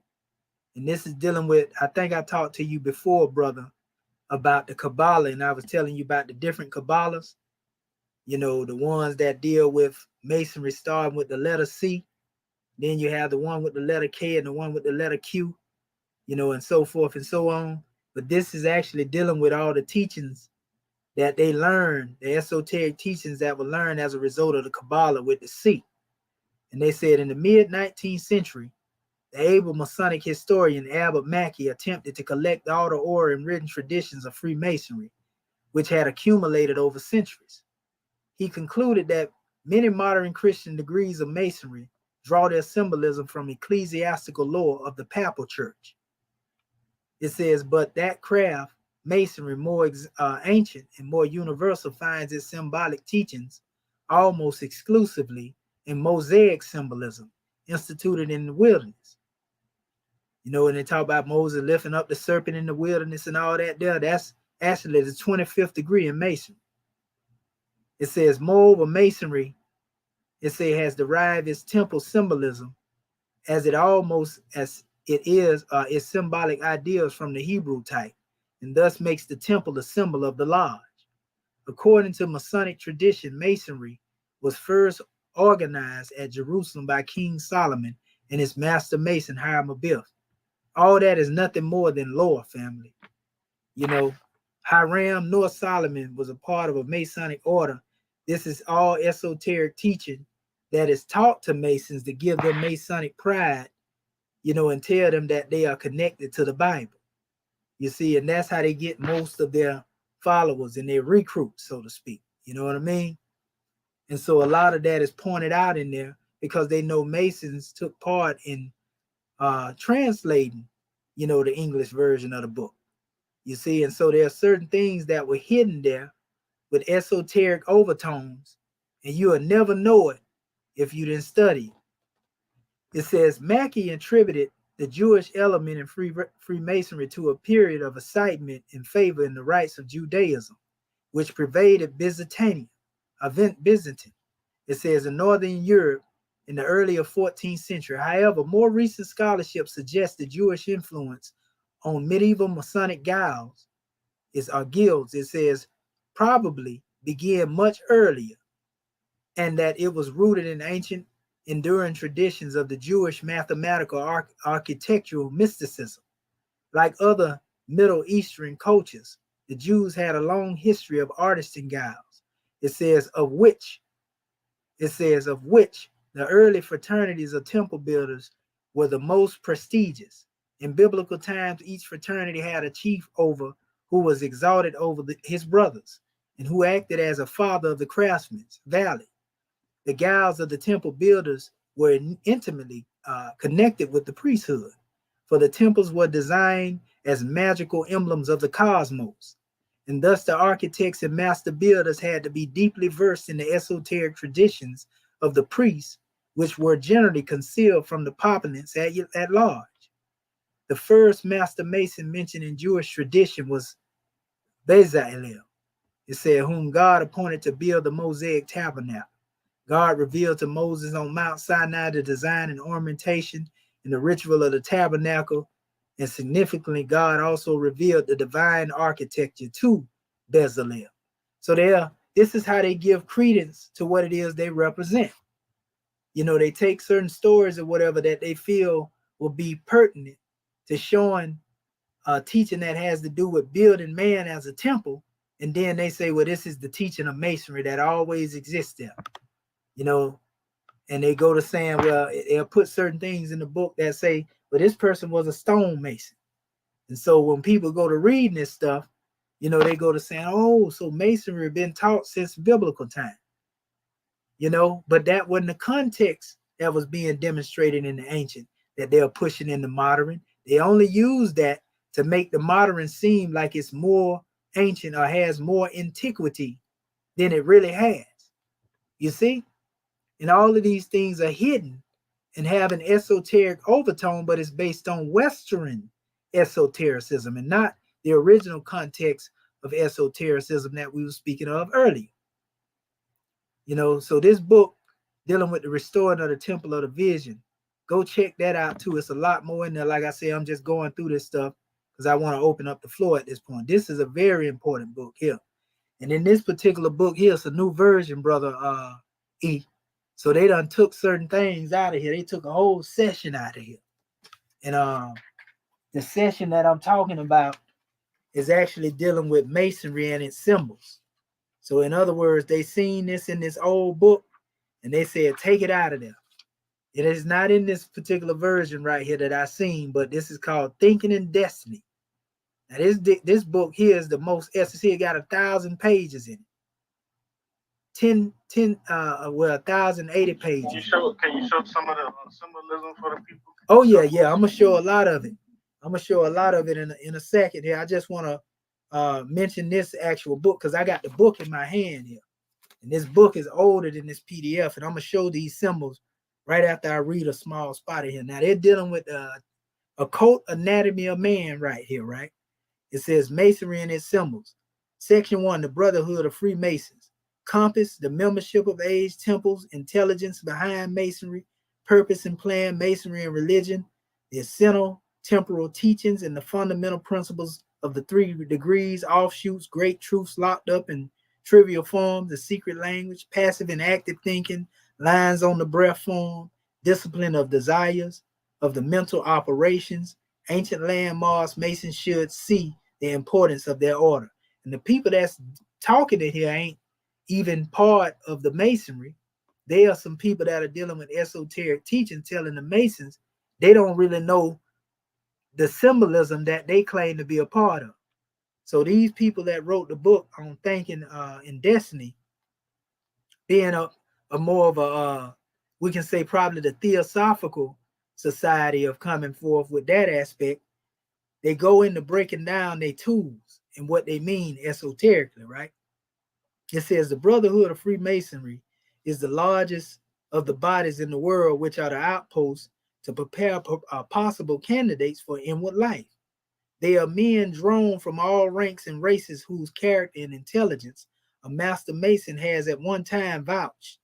Masonry is for humanity, the conscious self in every human body, not for any special race, religion, or clique. The order existed under the name or another, well, one name or other, as a compact, well-organized body long before the building of the oldest pyramid. See how they try to put these measures and say it is older than any religion known today. It is an extraordinary thing among organizations in the world. This organization and system of its teachings with the tools and landmarks and emblems and symbols have always been subsistently the same. It goes back to the age when the bodies became male or female. The temple has always been a symbol of a rebuilt human body. See the occult anatomy? It says some of the legendary Masonic temples, whose place is now taken by that of Solomon, were circles, ovals, squares, and oblongs of stones. Sometimes the stones were connected at the top by slabs, later by two pieces of stone pitted against each other in a triangular form, and then by semicircular arches. Sometimes the temples were enclosed by walls, and temples were up at the top of the vault of heaven was the roof. So the symbolic temples were built for the worship of the Lord until at last the figures in Masonic ritual is called the Solomon's Temple. Intelligence in the earth sphere behind masonry through lodges are not aware of this in the present age. The spirit that runs through the system of Masonic teachings connect these intelligences with every Mason, from the greatest to the least who practices them. So they're saying the real Masons, of the ancient time, as they give that terminology, taught a science that these new people calling they Masons, and when they say real Masons, they really talking about the Egyptians. They're saying that these people presently don't know about this is the lost art, knowing that the real body that's supposed to be built is the temple of man. It says the purpose of masonry is to train a human being so that he will reconstruct through the body of change and death, which he now has perfect physical body, which should not be subject to death. The plan is to build this deathless body called by modern Masons Solomon's Temple out of a material, the physical body, which is called the ruins of Solomon's Temple. The plan is to build a temple not made with hands, eternal in the heavens, which is the cryptic name for the deathless physical vesture. Masons say that in the building of Solomon's Temple, there was not heard the sound of an axe, hammer, or any tool of iron, nor will any sign be heard in the rebuilding of the temple. A Masonic prayer is, and since sin has destroyed within us the first temple of purity and innocence, may thy heavenly grace guide and assist us in rebuilding the second temple of reformation, and may the glory of this latter house be greater than the glory of the former. There are no better or no more advanced teachings available to the human being than those of masonry. These symbols used in the craft are chiefly the tools of masonry. It says, in instruments of an architect, the symbols have been substantially the same from immemorial times, through their shape and interpretation have changed. It says, though the rituals and the lectures about them change with prevailing cyclic of religion, it says the doctrines of all religions are so made that they can be used for Masonic teachings. And that's what we have people doing.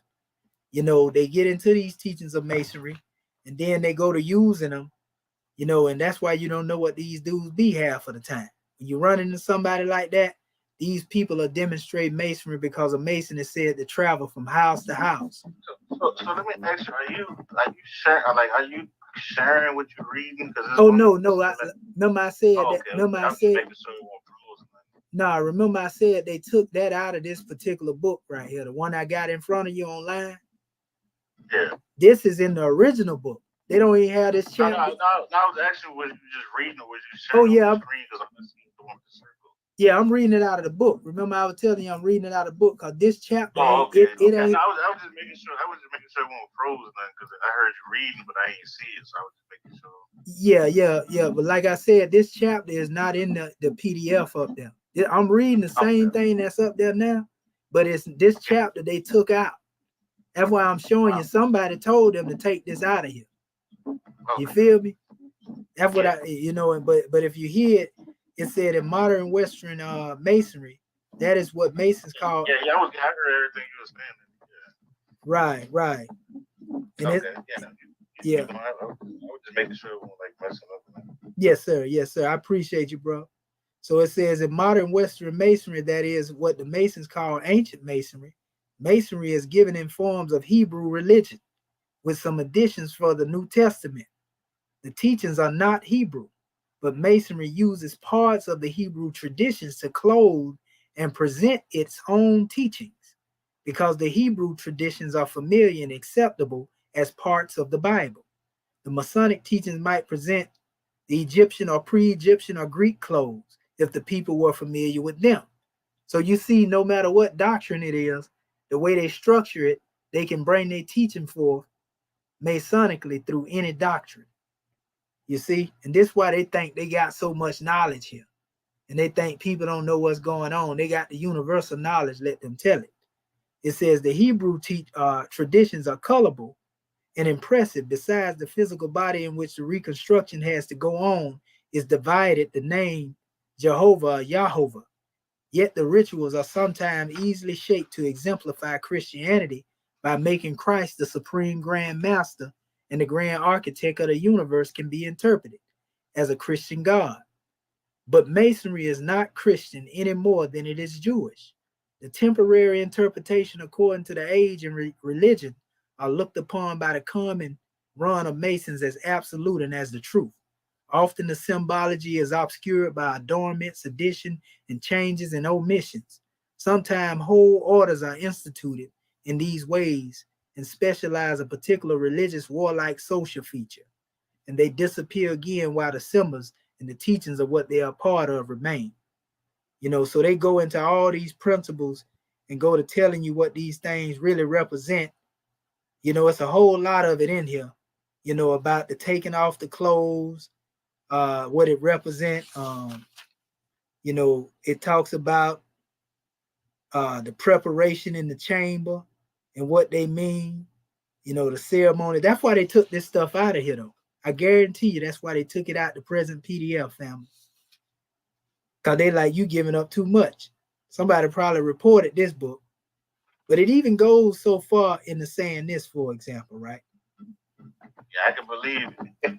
It says, for example, okay, it says, the apprentice receives a lamb skin, right? The apron, it says, a symbol of his physical body. He who wears the lamb skin as a badge of a Mason is thereby continually reminded that purity of life and conduct which is necessary. The apron clothes the pelvic region is a symbol that one should be kept clean. It refers to sex and food. As he grows in knowledge, he should preserve the body, not in innocence, but in purity. When he is able to wear the apron as a master Mason, he should flap that which may be equilateral. A right angle triangle hangs over the square with the corners down. The apron and the square symbolizes the four elements of nature working with the fourfold body doing the four system and four senses. You see what I'm saying? This is the type of stuff they talking about. You know, this is the type of stuff he learned, that after he is raised, the three lights are the symbols of the three pairs of the triune self, which is the thinker, the doer, and the knower. That's the real trinity of the Mason, the thinker, the doer, and the knower that's within oneself. It said writings, which is symbolic of his knower, which represents the gnosis, or the source through which he must get light. Instead of the points of the compass being under the square, they must be over it for him to get that light. That is, stay righteous on the right point, reason, left point, compass must be set bounds to feeling in the right line and desire the left line. So that means he has to be a master of his feelings and his desires in order to gain the true knowledge of the self. You see what I'm saying? These are the types of things they hide up under those symbols. They talk about the grips. And man, it goes on and on. But like I say, they didn't put that in this PDF here. And I want to show y'all the symbolism here on some of this stuff. Like it's talking about the invisible physical world, or the realm of preeminence and temporal human physical world. Remember I talked about the 3 degrees, you know, in creation as it relates to the body of man in the universe. Yeah, that's what this stuff goes into. So it shows here what they call the invisible physical world, or the realm of preeminence. And then they have what they call the light plane, the life plane, and the form plane, which is the physical plane of the realm of preeminence, the human physical world. So they are looking at these like auras that grow outside of the physical body. But if you notice at every level, this is a quadratic expression here. The symbol of this quadratic expression, you know, that has to do with really the materials represent the elements. You know, earth, air, water, and fire, and all of that. But anyway, you come from the form plane, which is the physical, and beyond that, you go into the life plane, and you go into what is called the light or the ethereal plane. And then you go into what they call the cosmos or the universe. That's why they say man is a microcosm of the macrocosm. You see? Oh, it's going to get a little clearer too as we go through it. I'm going to show you some more of this symbolism in this book. Remember, this is like 1,000 pages in Thinking in Destiny. I got a comment for you. I guess it's after you read this and show it. They said, so after you read that to the brothers and sisters, what is the ultimate solution? Good information you are reading about the Masons. Now, can you break down and tell the family about the ADEPT chamber? That's the thing. We don't hold no secrets about the ADEPT chamber. At least we don't. Now, we got a group of Moors who think that they study in Masonry, right? I mean, think they study in ADEPT teaching, but they study in Masonry. You know, and our ADEPT chamber, we'll tell you quick, the ADEPT chamber is above your neck. You feel me? You take it everywhere you go. You don't have to go into a building and be made ADEPT. You're made ADEPT by the God that is guiding you within you. You know, that God that is within you, you know, once you become a master, you are able to hear from those who may be a little further ahead than you are. And so the ADEPT in them is able to teach the ADEPT in you.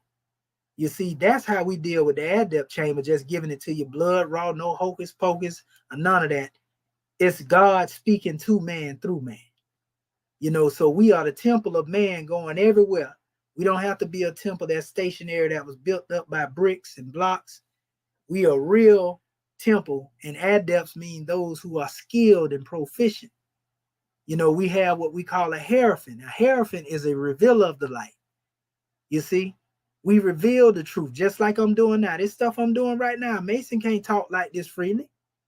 They'll demur them. They'll put them on ice, so to speak, if they talk this stuff. I ain't never been initiated into no Masonry. As adepts, we take sacred vows. We don't take oaths. Oaths are taken to man. Sacred vows are taken to the Creator. See the difference between the two? You see? That's very different. So don't confuse them. So when we go into the aspect of dealing with the adept chamber, our three methods of unfoldment would deal with what we call, for example, you see the physical demonstrated here in the esoteric teaching here? That would be dealing with the chemistry. The chemistry, the ministry, and the mystery. And the mystery is the mystery that takes us beyond physical death, which is when you go up here, that will be in accord with that aspect in the symbolism here. So when we go into the measure dealing with the chemistry, this is just how you were made. The physical aspect, you know, what it is that you can do to discipline your body. Same aspect in the vibration of dealing with mastering the self is called self-mastery. So once you're able to go beyond that, then you can go into the ministry. You can go out there and begin to teach these things because now you are what you know. That's an adept. And then once you get beyond that plane, then ultimately where you got to lead is physical body. So we call that, you know, a measure dealing with going into the degree of the mystery. In other words, for example, if I were to put this in the I want to say too, yeah. As a person who exposed and been exposed to masonry for a long time, I can tell you that he has nothing to do with masonry. And really, what Masons teach is what wicked is what they do.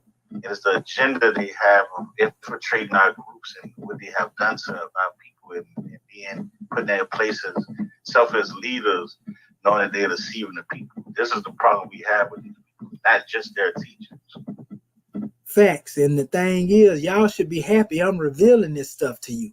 Because this is why they won't reveal it to you. Because y'all gonna say, oh, they crazy, they teaching it. And they would call me, if I was in a lodge, they would say I'm casting pearl before the swine. That's how they think of you. They call you the profane. They call you coward. Them the names they speak of you of. I'm giving you what they've been teaching behind closed doors. And these people, the books that I'm showing you now, these are people that are actually correcting them and telling them they don't even know the meaning of these symbols. So this ain't even masonry right here. This is somebody telling you basically how they don't know the true essence of their teachings. So esoteric science is being applied to give a knowledge that shows Masons that they really don't know Masonry like they think they do.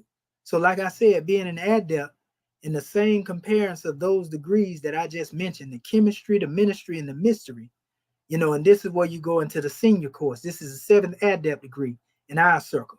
I'm telling you this openly. We ain't got nothing to hide, family, because I can give you this truth right now, and it's a whole bunch of jewels. But if you don't know it's jewels, you'll put it in a shoebox and put it up in the closet somewhere and let it collect dust. That's why we don't have to keep no secrets. We keep it sacred. We keep it sacred. We don't keep secrets. You feel me? So I'm giving you sacred teachings of the ancestors right now. Now, what we teach, you know, because we have degrees, we are swift angels, like the brother called me when I come in here. Who was the first swift angel? My chairman. How did he become the first swift angel? His teacher, R. German Bay. Who was R. German Bay? He was known as the Prince of Peace. Who conferred that measure, Prince of Peace, upon him? Prophet Noble Drew Ali did. So that's where my adept lineage go back to, directly to Prophet Noble Drew Ali, right? So being that the chairman made us swift angels, angels have always came in the form of men, not in a spooky way. In the Bible, the Quran, every time you read about an angel, bro, they came in the form of men, period. So when we say swift angel, you know, these represent degrees of unfoldment. Our duty is to take these teachings through the 4 corners of the earth. Just like if we was the center here being the circle 7, we taking this north, south, east, and west. East and west, rather. You see what I'm saying? So this is the duty of an angel, to take message throughout the 4 corners of the earth. That's in our 101 questionnaire. So also, we recognize that we came forth in the fall of man, being a mere man, having mental, physical, and spiritual. But the first degree that we gain on this plane, on the form plane, would actually be angel. But then we go beyond that. Then we go into the degree of what we call cherubim. Cherubims are protectors. They stand in the garden. Like in Eden, when they said that cherubim stood there with a flaming sword so that no one can enter. This ain't us trying to keep no one outside of the knowledge we have entering. This is saying we are keeping those negative thoughts, the thoughts that had us in a dead state before we became knowledgeable. We will not allow them same thoughts to come back in and drag us down into that bottomless pit, you know, of an insufficiency of knowledge again. So there's a cherubim that represents a state of mind, because we say an angel is a thought of God manifested in the flesh. So that's what this really represents. If you were to see an angel in the center right here, making sure that no negativity can come here, and from on top, from the bottom, from the left, the right, the front and back, like it's in the Quran, able to say, since you done put me out of the wrong, he say, I'm going to attack them from the left, they right, from the front and the back. Well, if the angel is a thought manifested in human flesh, and you have reached that degree of swift angel, these thoughts can't come and take you off of your course. They can't move you off of, like they say, the square, so-called, to say, right? They can't move you off your purpose and your knowledge. But you got to be a mastermind. That's what an adept is. And so when you unfold from cherubim, then you become one with God. That's mystical union. That means everything you do, your will, everything you do is executed based upon what God wants you to do, not what man or the world or nobody wants you to do. That's what it means to come into mystic union with God. This is where you come into seraphim. So you went from being a mere man to swift angel to cherubim and to seraphim. These are the degrees of the Moorish adept teachings. Oh, I can keep going there. And I know they sound plain to people that ain't never been in the adept chain. How can I explain this stuff to you? Because I live it. You feel me? So let me proceed on and give our family some drawings right here. Look at what they say. It says, owing to a deviation from the interrupting of the eternal order of progression, there's on the physical plane of the realm of preeminence, the temporal, the human physical world, which is of 4 planes, the light, life, form, and physical planes.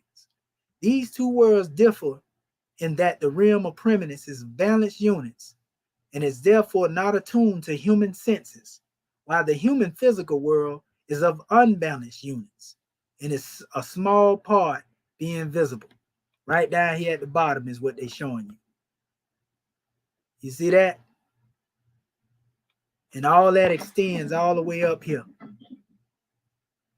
From the physical, dealing with the form plane, the life plane, and the light plane. When you get beyond that, and you get all the way up here in the realm of permanence, that's when you a real mastermind. Go ahead, brother. You finna say something, E?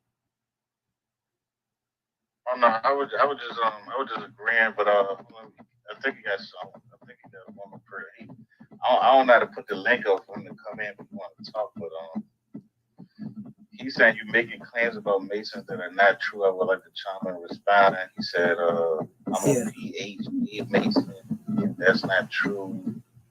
And let me see, he said, we don't keep secrets at all. These are teachers we demonstrate. Hey, see that there? Okay, yeah. What it is, he in my page. That's my page he in, family. Oh, okay. Yeah, he in my page. And I know that, brother, he was in my class the other day. See, that's what we got to stop doing. Brother, I'm speaking on some thing that's over your degree and outside of your degree, brother. And what it is, normally when you run into somebody that's running to something that they know that's beyond them, you know, they don't respond to that right there because they don't know who they're talking to. And no, I'm not a Mason. But I can tell you this right here. I'm just showing you this information. And this information gonna beat the conversation, brother. But this ain't it right here. I'm just showing these symbols here. I'm finna show you exactly what's going on with this demonstration in a second. So they have another circle here, and it's basically the same thing, but showing another degree of unfoldment dealing with the plane, so to speak, right? This whole thing is dealing with building the body, and the nature of one who come through those degrees, they are supposed to conceal and never reveal. So being that I speak it openly, they can't really conversate on these things anyway. You see what I'm saying? Because like I said, I'm not under oath of Masonry. I'm an adept, and we reveal the light. We don't conceal the light. Look up what a hierophant is, and it's gonna tell you we explain esoteric teachings to the public. You should become an adept, brother. Put that Masonry down. You know, don't feel like one over here trying to offend you and bash what it is that you demonstrate. Put Masonry down and come on home and learn some real adept teachings that's going to build you up. But you're a part of that because you feel it's going to give you benefits in this world. You know, you think that you can go anywhere and be accepted. But all the while, your people being enslaved, my brother. I don't say this right here to be mean or unjust. I'm telling the truth. Masonry been around, Prince Hall Masonry been around almost since the founding of the country. As great as it has grown all the way around the world, why y'all ain't built now government? Why y'all ain't built a new tribe or a nation yet? Because surely y'all are in a better position to demonstrate that power because you are content with living under the Europeans' system. So that showed me that you can't be a real mastermind, you know, and know what we dealing with, because you see them as your brothers if they took an oath in the lodge. And they got you fooled thinking that. When all actuality, I got whole records showing that even Europeans don't really acknowledge Prince Hall. International ones will claim they do. You know what I mean? But it's some conflict there, brother. And don't let me go there because I do know it. So is it true? Because I heard back in the day right there, somebody said, I think it was Sonny one time, he was saying that black Masons can only go to 32 and the European goes to 33. Is that true? No, man, that ain't true. That's based on the rights that they dealing with. Scottish Rite normally give you, I got Albert Pike's right over here, Moors and Dogma, but they can go to 33. You know, certain Masonic rituals go to 33. You know, and that's the double-headed eagle. But then there's another order called the Shriners that branches off, you know, from the right. So it's based on what right you coming up under. But the 33rd degree to Prince Hall is the Shriners. You know, now you get into international masonry and all that, that's where you'll go to seeing people, you know, talking about 33rd degree, you know, Southern Grand Commander and all that type of stuff there. But the 33rd degree, normally for Prince Hall Masons, they end up becoming Shriners when they reach the 33rd degree of unfoldment. You know, and That's a whole nother measure in and of itself. You can see all this stuff here, though, just dealing with symbolism, you know, that they have here. And download this too, family. Thinking in Destiny. Download this thing. It has like 11, well, it got 1,000 pages in here. Now let us get into the deep aspects of this. We getting ready to open up the floor. Like I said, I want the people to see that this ain't just some person. Now, I done showed you what 2 texts right now, right? He talking about the occult anatomy of man, referring to the building of man, right? Now, this is the one where I'm finna take the cake, and this brother right here finna get silent at. And then we finna open up the floor after I show you this one. Years ago, I read this one here, called Esoteric Masonry, right? Storehouse Unlocked. The brother say, I don't know what I'm talking about, right? Watch this. Let me blow it up and make sure y'all can see it. So y'all got to be careful, family. Better yet, I'm going to go to private lessons first because it got the illustrations right here. And then, and they don't even have these up here. This is, I was lucky to get this. I actually had this stuff wrote down in my notes from years ago, 20, 30 years ago. But hold up real quick. So this ain't just somebody that's talking out there, family, that's in the audience that think we up here. We ain't here to beat up what you stand on. We trying to teach you, you know, the real mystery and that which is hidden behind it. You don't know it, so you think that it's something that's being made up. But this is the real doctrine that underlies what it is that you say you believe in. I'm teaching it to you right now. They even tell you in Masonry that a real Mason ain't even one that was made in a lodge physically. You know, a real Mason was made a Mason in their heart. You see? That's a whole nother measure. That lets you know that it's talking about something totally different. Watch this. Let me scroll this up a little bit. Now, this dealing with the esoteric teachings of Masonry in the Bible by Pilotus, right? Watch this. This one is finna get off the chain here.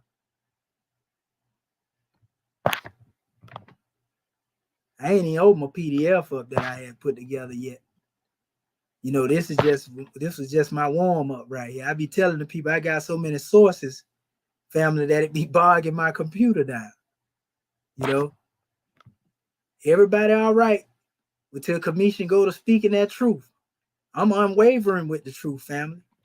I ain't teaching no hatred against what it is you believe in. I'm just teaching you the true meaning behind these things that many of y'all never seen before. You never heard. Go back and ask your worshipful master. You know how many Masons challenge me, you know, throughout the year when they just look at my medallion I got around my neck and end up running? Oh, brother, that's a whole lot of light you got on. Yeah, this light more ancient than yours, brother. I'm your daddy. That's what I tell them. I don't say that to be funny. I say that to say that what you got come from my people. You feel me? You think you got the ancient light. I am the ancient one. I asked them, who made you? Oh, brother, where you coming from? Anderson's Constitution, Duncan's Ritual? I got Duncan Ritual over here too, by the way. You know, but no, I ain't coming from that. Who made you? Who made you? Oh, I was made at large for such and such, bro. I didn't ask you who your worshipful master was. I asked you who made you. God Almighty. What's his name? God Almighty. Man, brother, you deep, brother.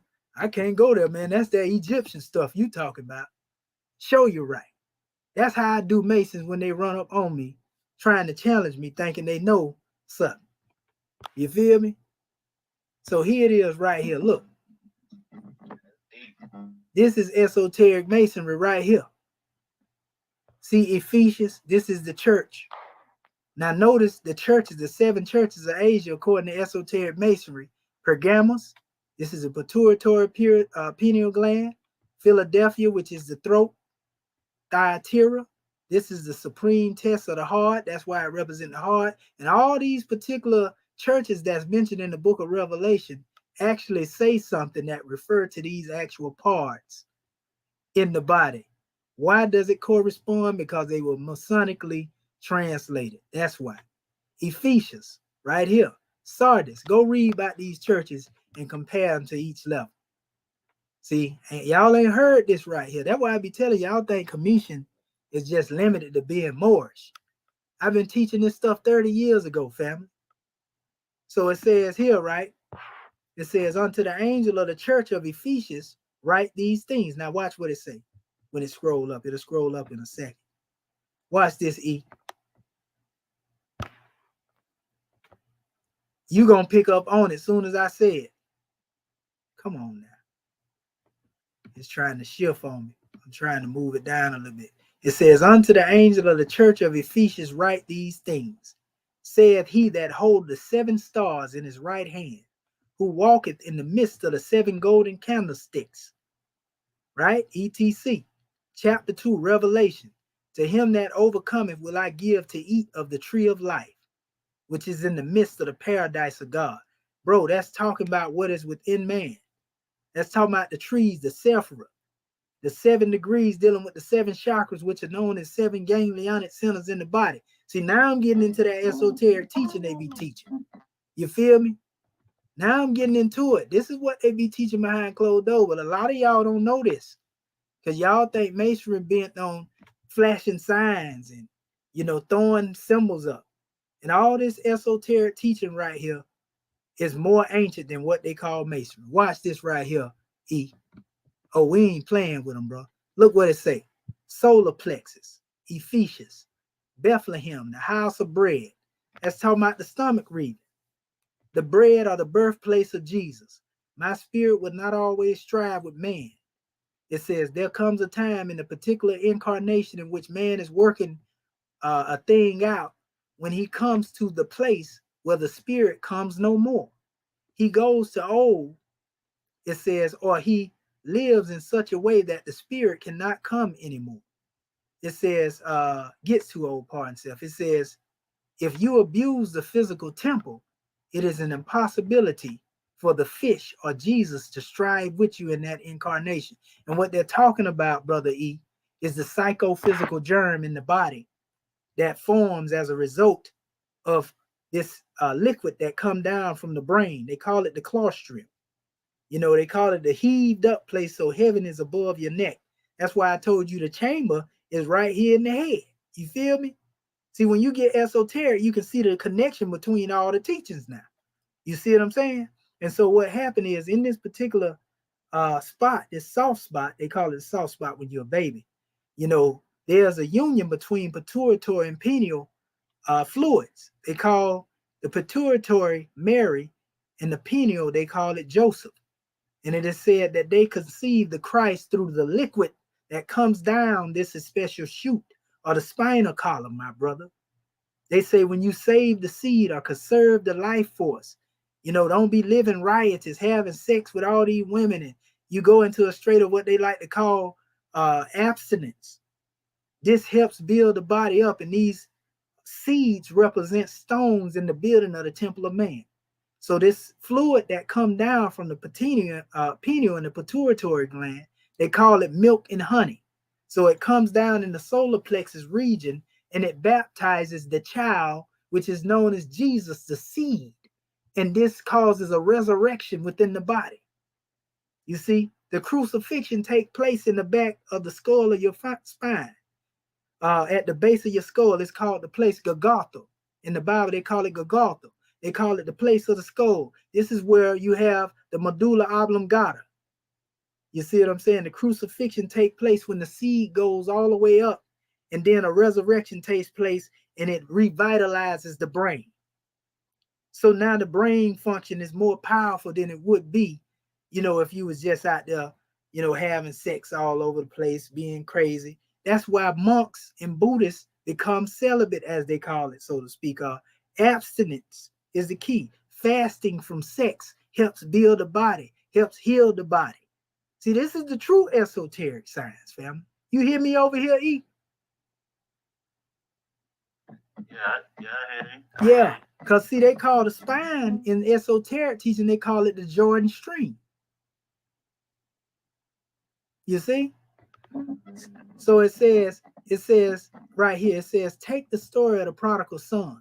It says, you will recall that the record read like this: a certain man had 2 sons, and the younger son said, Father, give me what portion that belongs to me.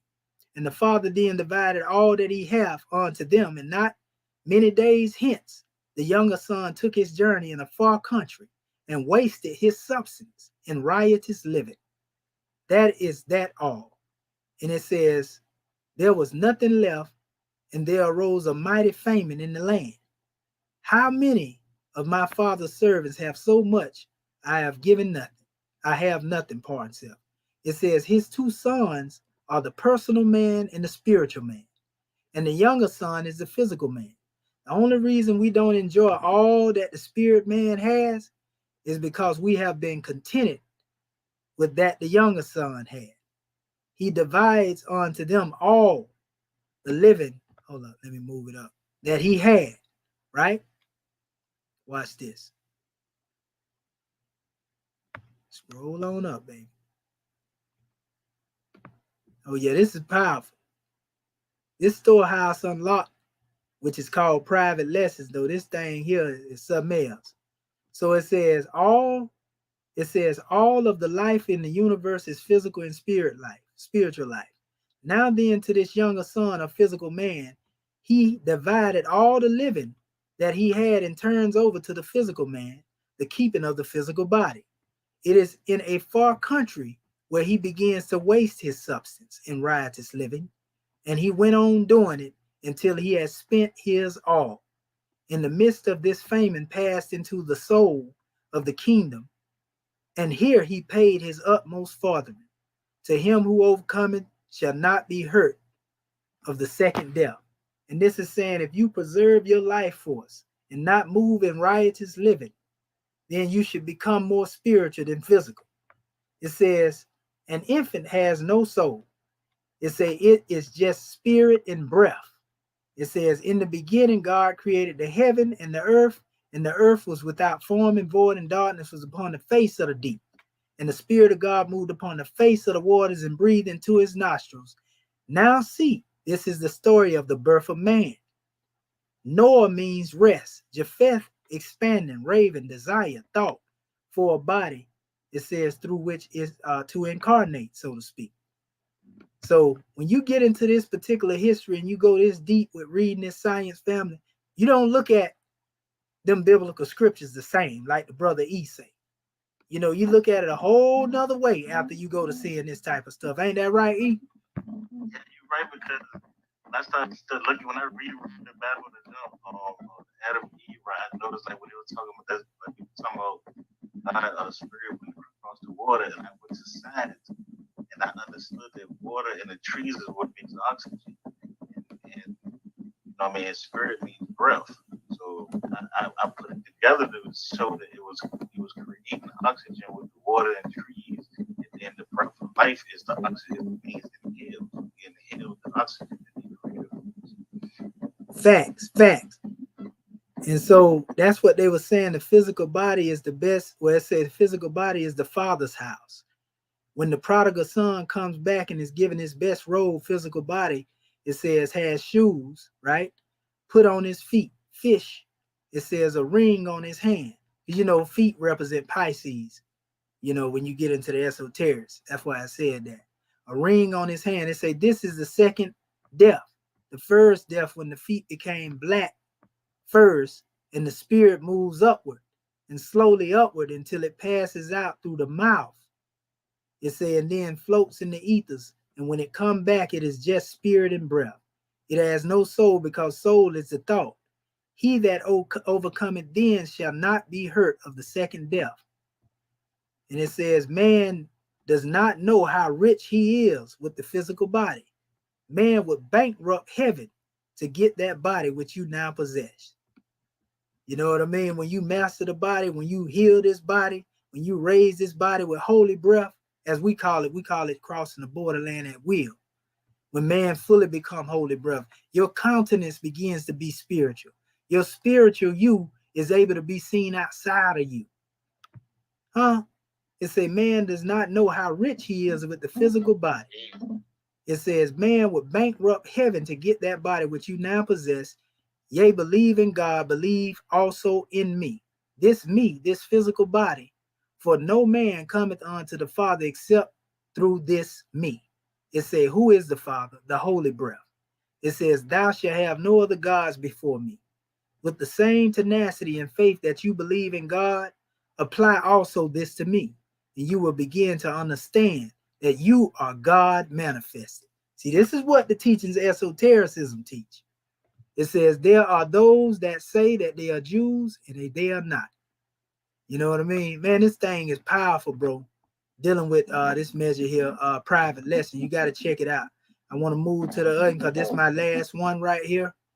On Esoteric Masonry, written by the same author, you know, and these are people that are trying to teach these guys that think they Masons, bro, you know, the true meaning behind this stuff. It go deeper into this thing on in this private lessons where it go to breaking down the body more. It go into each one of the 7 churches. It also speaks on what is called the 12 cell salts in the body, which they equate with the 12 tribes of Israel, the stones in the breastplate, you know, and these 12 cell salts have to do with based upon whatever your sign is, zodiacally, it deals with the sign that correspond with your body to keep it healthy, that heals you. So that's why I'm saying when you get into this knowledge, it goes into all that information. You know what I mean? Storehouse Unlocked. That Man Up North is another book too. I couldn't find that one on here, but I got a lot of, like I said, I wrote down years ago. I wrote it out from these actual texts because it was a brother that was teaching me, you know, and he was a NOI brother, you know, that taught me a lot of these things here, you know, back in the day. And he was heavy on teaching this stuff, you know, so that's who I learned these particular degrees of understanding from, that particular brother there, you know, and he wasn't a Mason. But he used to like to he used to like to basically whoop them with their own stick, basically. You know, so in this particular book here, I actually have this in the PDF here, so it'll move easy. I'm trying to get that thing out of there. God almighty, it just moves so slow there. Yeah, I was gonna say, right.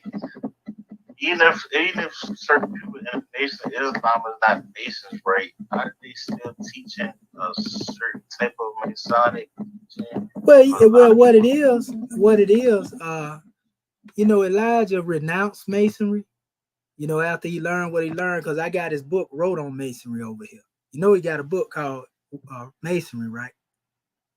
I never knew that. Yeah, I got it. He tell you that European Masonry don't take you nowhere outside of Europe, and this is what people buy degrees that they call Masonry, enshrine them, and you know, basically give it back to the European. So Elijah didn't teach, you know, Masonry. He taught that the secret of the first 3 degrees though had to do with our people being enslaved. You know, but he even said that he wouldn't go into those measures, being that he had went under oath. You see what I'm saying? So I did hear that part that he won't. Yeah, he wouldn't go off into it because he swore not to. So he renounced it though. You know what I mean? But it goes into this measure right here, speaking on the things I was just telling you about. And this actually deal with some of the measures, talking about the psychophysical germ within, which is what I was just referring to. They say at the age of puberty, this is they saying Jesus. You know, it represents Jesus coming into his growth at the age of 12. It goes on and it speaks on the north, south, east, and the west. The north being the head, the west being the front, the feet being the south, and the east being the rear of the body, because true east is within. You know, it's talked about those of initiation and non-initiation. These are the 12 men of the body: the bony man, lymphatic man, arterial man, tubular man, nerve man. All these are dealing with what the 12 cell salts feed. You know, the subconscious man, life force is the 12. You got the mystic 13. So, like, brother, this thing is cold-blooded. You know, when you get into the esoteric. Yeah, that 13, right? I looked it up. And, you know, it was talking about mythology and the Greek gods and how he had the 13th on dinner. Yes, sir. Actually, I see that number 13 they had it also, and you know, if you really ain't paying attention, you wouldn't see it. The Last Supper was basically based off the number 13. Now you remember I was just telling you about that psychophysical germ being Jesus, right? Yeah. Watch this. It says, as before stated, the word Jesus means ictus, or fish. Plainly, Jesus is the psychophysical germ or spermatoza in the semen. Let us see if we are true to the record for it or not. Then all our work is the various rot. It says, the book tells us that he was born in Bethlehem of Judea. It says, what does the word Bethlehem mean? Beth means house and Lahem means bread, just like we said earlier. Is it not this germ born in the large pneumogastric nerve? Is not this nerve located in the house of bread? But we are told that he was born in a manger. Is not the stomach the manger of the body? There was no room for him, it says, in the head. He next appears at the age of 12 disputing with the doctors in the temple. Is not the age of 12 the average puberty the world over? And when one get to thinking they know themselves and smelling themselves, what they go to doing? They think they grown, don't they? It says, and does there not occur a dispute within the doctors in the temple, the faculties of the Hepharin or the lower mind? It says, this new force is not true that, or is it not true the book is strangely silent concerning him until he reaches the age of 30? It said, what was he doing all this time? We are told that he was working at the carpenter's builder's trade. Building what? Plainly, he was building the temple. The river Jordan is used as a symbol to represent the spinal column. Remember I just said that earlier? Through the force which the life force flows. It empties its waters into the Dead Sea located far below the level of the ocean. Scientists have observed a peculiar habit of the fish which inhabit this river, that of swimming in a continuous line. Mark not a straight line, but a continuous line. As these fish grow older and they move toward the Dead Sea where they are washed upon its shores and become food for the beast and prey, it says, for it is significant to the fact that absolutely no life exists in these waters. And again, remember that this is short. This chute has no water outlet. It says, now this psychophysical germ, Jesus, is the spermatosis in the semen swimming in a continuous line.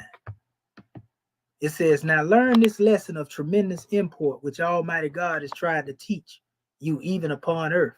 The Dead Sea is only a symbol of the womb of the physical woman. It says, where you pour your life force as the Jordan does in its waters in the sea by that name. But remember that there is no outlet. The fish in the Jordan soon perish when they reach the Dead Sea. So the germ of man, when exposed to air, soon ceases to manifest any life. But I have to tell you that the life of the germ, the active principle, is not lost. What then becomes of it? Read the 9th verse of the 53rd in Isaiah and find the answer. It is said that he made his grave with the wicked.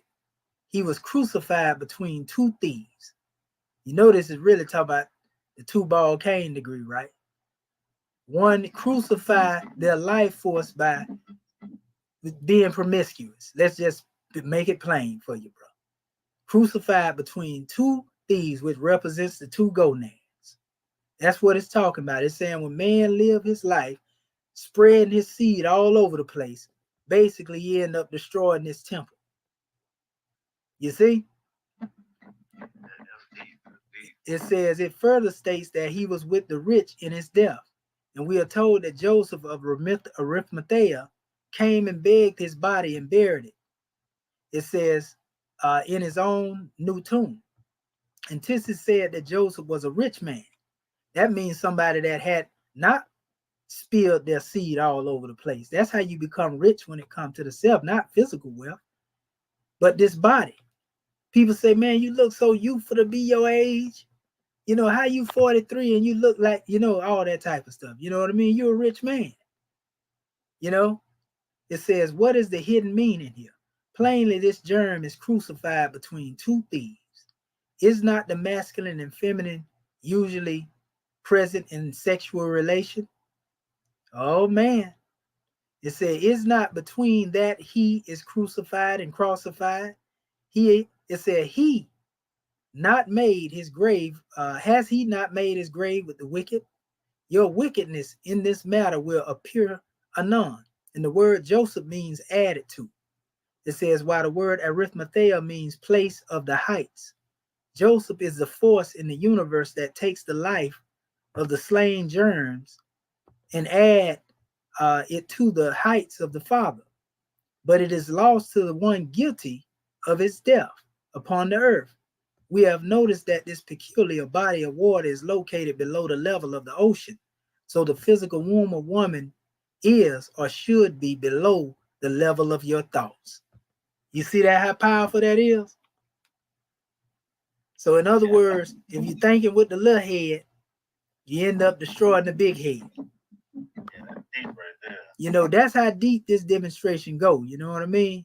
And it goes on. It says, now, while this seeming digression, it says that you may understand that these germs are the stones furnished you by the great architect for the building of your temple of body.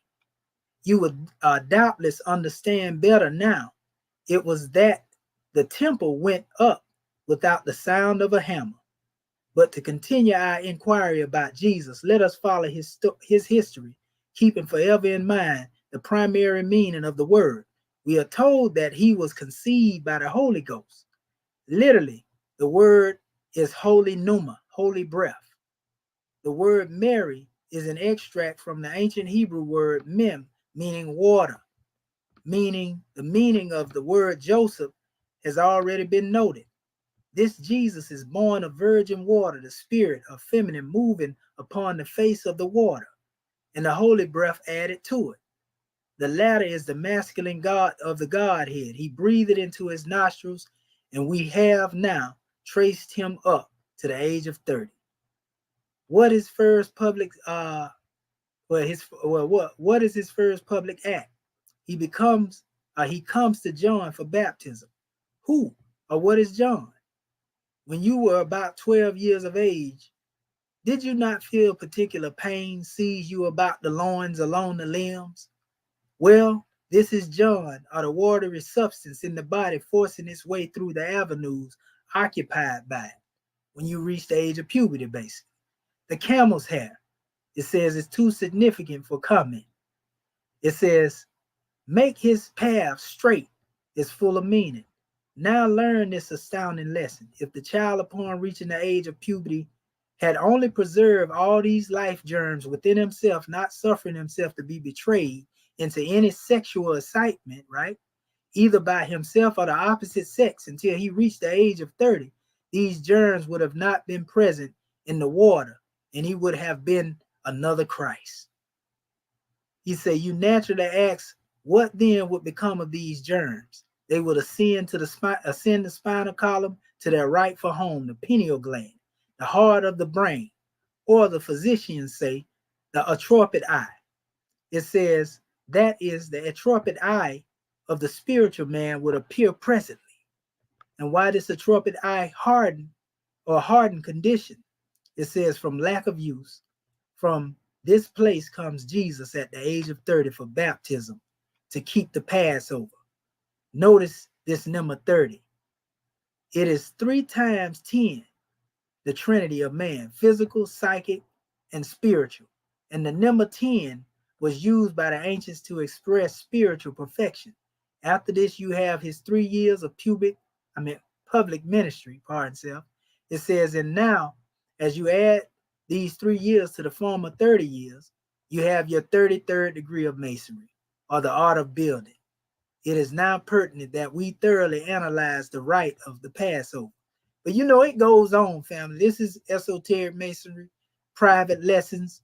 You know, these are people that ain't even initiates now, teaching Masons about masonry, telling them that they ain't demonstrating the right measure. You know, all this stuff has to do with really building the body up. So you see what happened when you really get into the real context of esotericism, you know, you begin to see that there are Masons that don't really know, you know, the true meaning behind the symbolism that they represent. There are Christians that don't know the symbolism by what they represent. There are Muslims that don't know the symbolism behind what they represent. There are, you know, different people from different groups that don't know the symbolism behind what they represent. And this esoteric teaching is universal throughout every doctrine. You feel me? It ain't no secret. You know, it's just that the people ain't been able to comprehend what has been before them so long. And this is where we end at right here. These were the pictures I was showing right here. There's another book to look into, the Mystic Masonry. They also expose them ones, showing them they don't really know this stuff. You know, what is mysticism? Well, when you go beyond religion or spiritual mysticism, you get up in this particular area right here and you become a mystic. This is someone who believes in unseen realities in one state, one who believes that they can have access to hidden mysteries that transcend ordinary human knowledge, one who believes that they can actually know God. That's what a mystic is.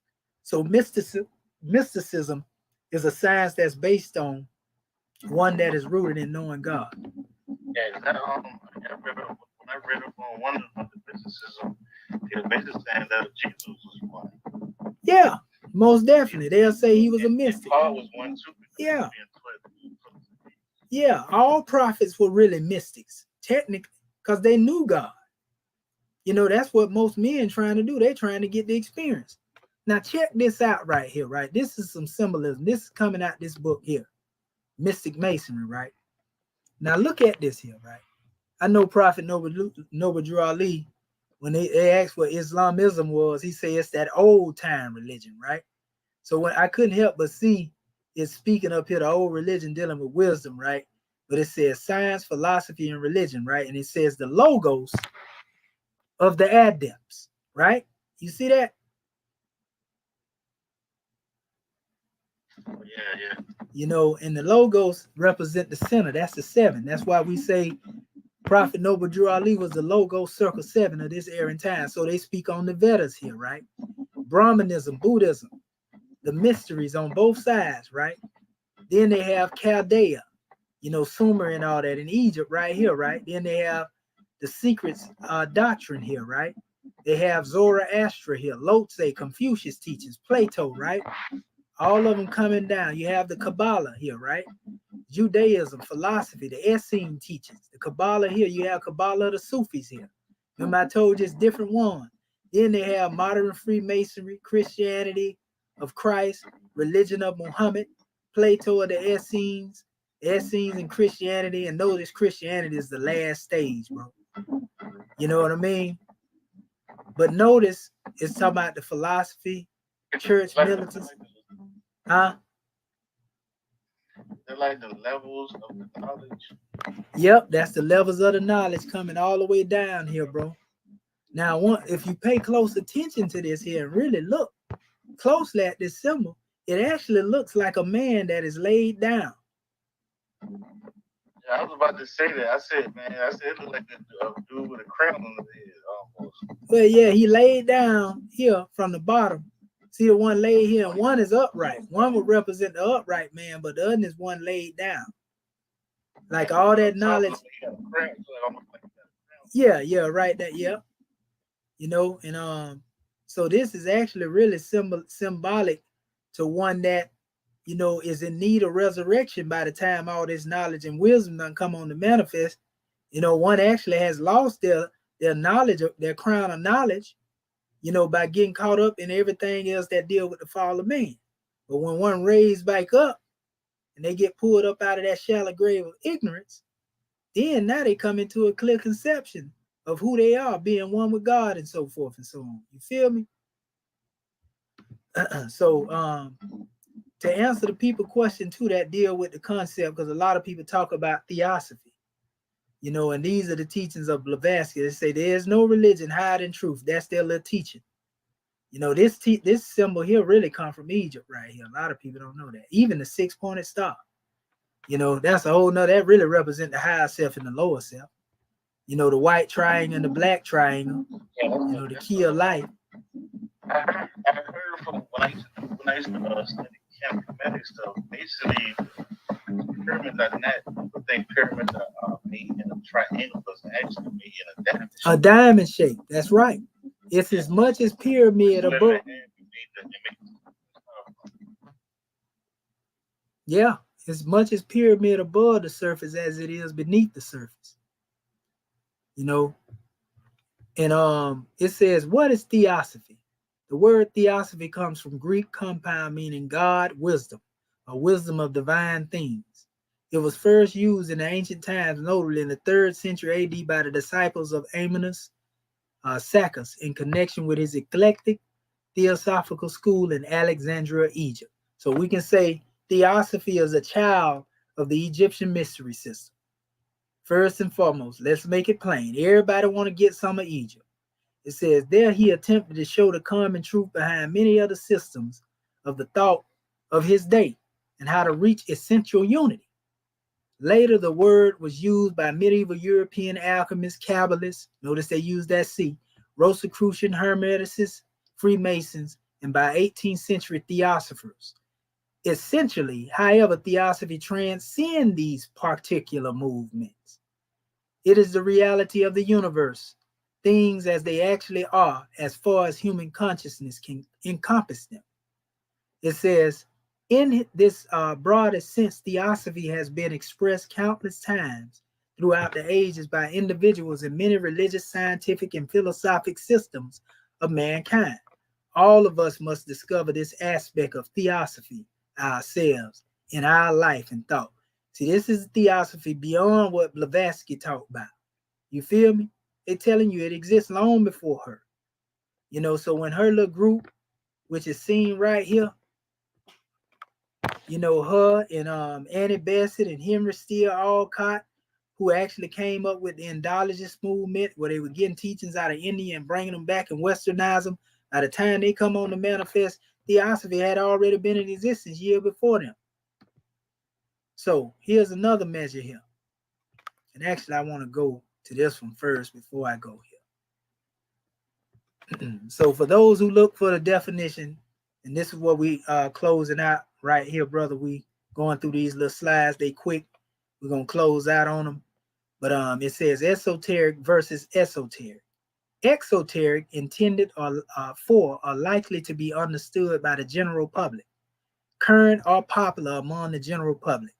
From the Greek adjective, Greek exotericus, external, outside of, right?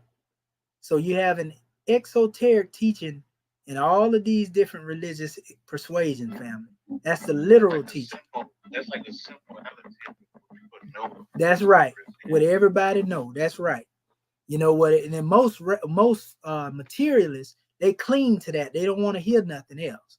So esoteric is intended for are likely to be understood by only a small number of people with specialized knowledge or interest, hidden, mysterious, beyond the range of ordinary knowledge, experience, or perception, that which is communicated only to the initiated, from the Greek adjective within or inside.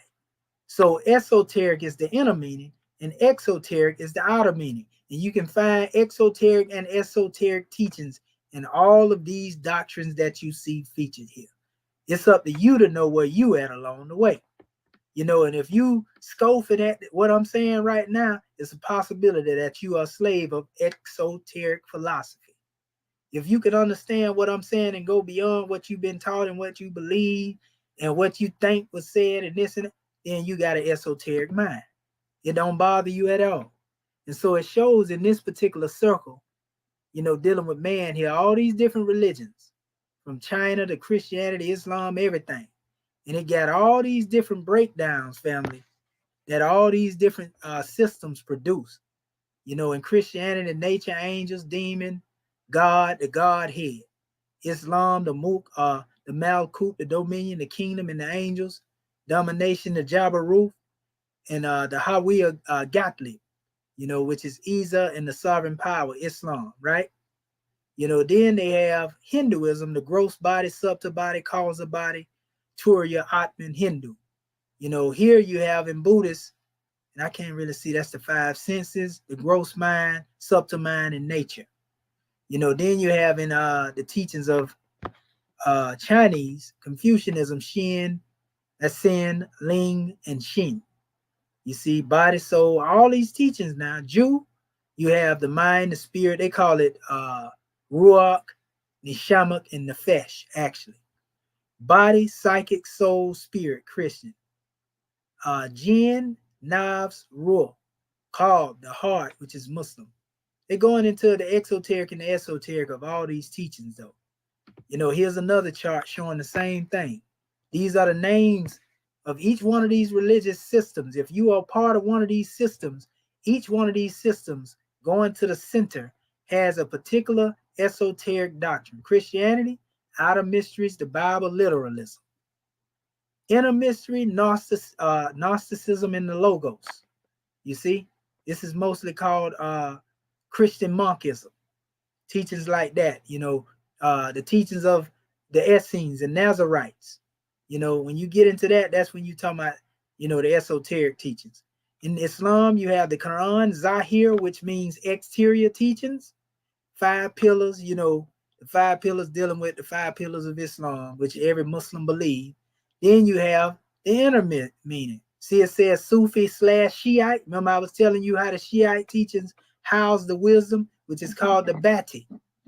So the Arabic word here, this means outer in Arabic, and this means inner in Arabic. You see? They say exoteric and esoteric when they translate it in certain dictionaries. Buddhism, Mahayana, Hinayana. Then it goes into the internal Buddhism, Vajrayana, right? Then you have Hinduism, folk Hinduism, Bhakti, Bhagavad Gita. But then you go into Tantra and the Upanishads. That's them, Brahman. The void is here too, by the way. You know, so all these people going to the center. You know, they going to the source. Taoism, folk Taoism, mystical Taoism, Chon Zen, Tao. Right? Then you have Judaism, Talmud, Torah, Kabbalah, Ein Sof. And then it's strange that the word Ein is in the word of the book of Genesis. When it said the Spirit of God moved upon the face of the waters, the word translated from face was Ein. You see, and so this is where they would take the word Ein Sof back to.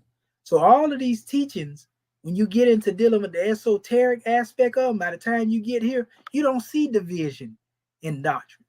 That's why if you see somebody running around talking about that they deal with esotericism and yet they going off on the Bible, going off on the Quran, bro, they dealing with Western esotericism.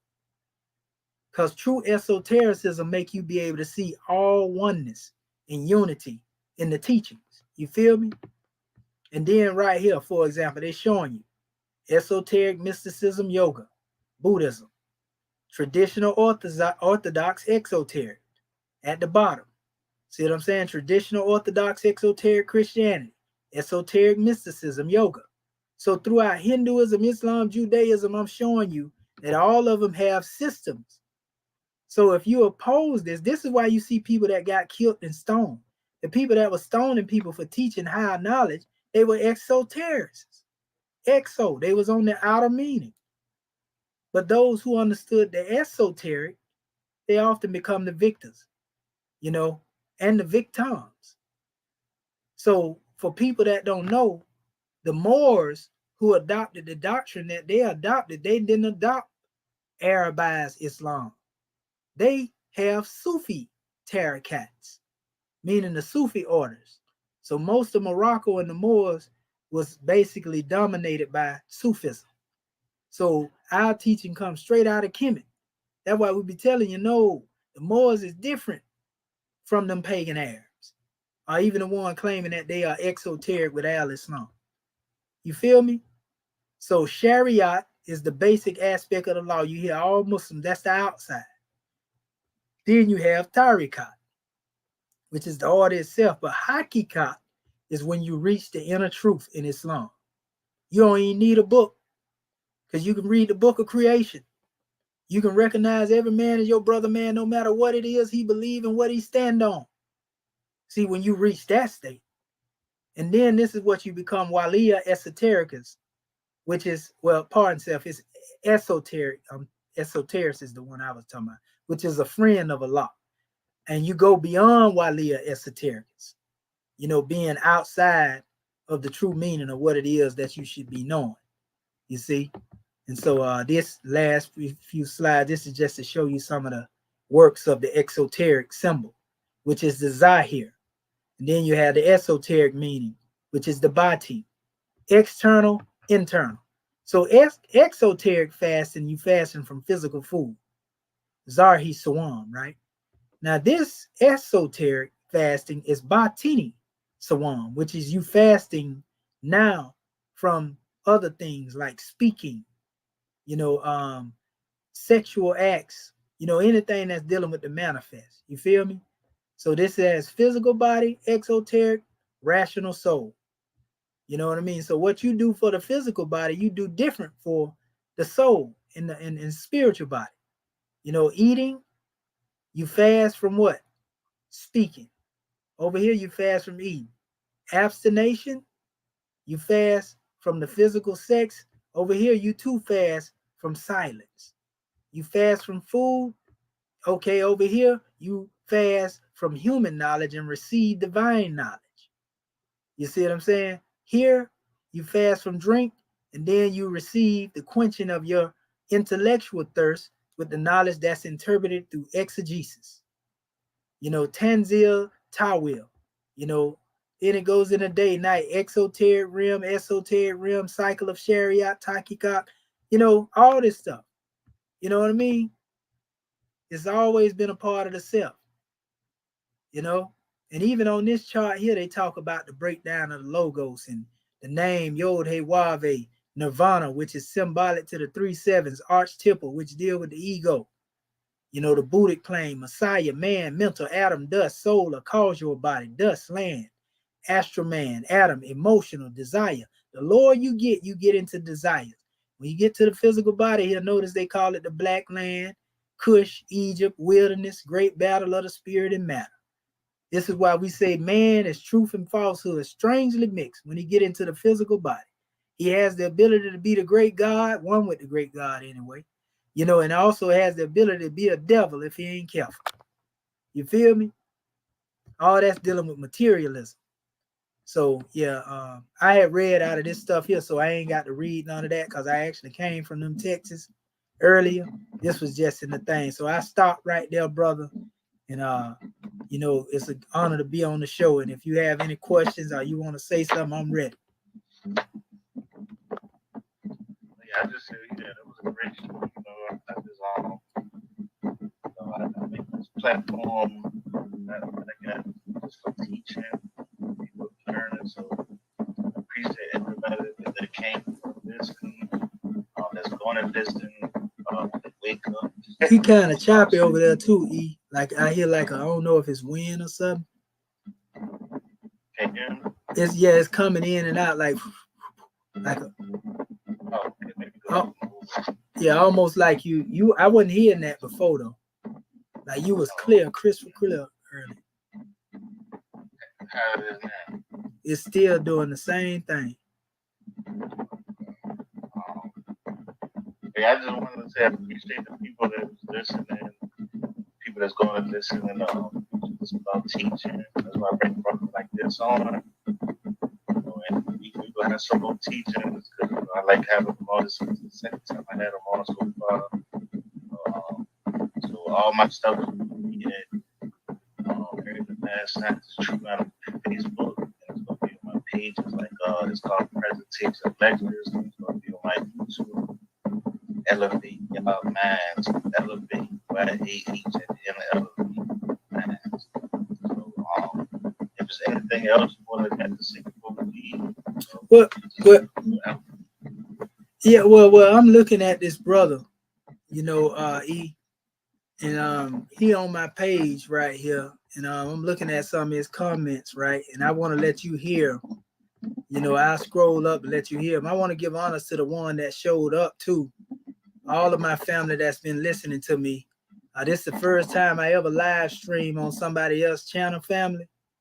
you know, and I give honors to all of y'all that showed up. My brother Ephraim L. Yasin Bey, Volta J, you know what I mean? Ray Stahl Foundation of the Sun. Y'all look how brother Eric Mad Science is up as well. You know, Conscious Conqueror, Ray Sean Irvin, you know, Elevate Your Mind, Vortex Entertainment. We see he done checked in over here. You know, I should have known that. I go to talking on this stuff here. But here's the brother ATMO 161. He wants to cam up. So I'm going to send our brother the link, you know, but I'm going to tell y'all something. You know, we don't do no arguing on my channel, you know, so you can come in, you can chime in. But, you know, if you get disrespectful, I'm going to have to shut that demonstration down. If you can speak, you know, in a respectful tone, I could let you up in here, let you give your spiel and everything, family. But we ain't going to go back and forth and argue because I don't do that on my channel. It's all right for you to be in disagreement. But just know that some people know a little bit more than what you may think you know. That's all. You know, and I ain't saying that to be boastful or bragging other things of no worth. I'm just saying that there are certain things that you haven't been taught, and you have to accept that sometime, family. You feel me? And that go for me too. You know, so I'm gonna open this thing up. Let me get this link. You still there, E?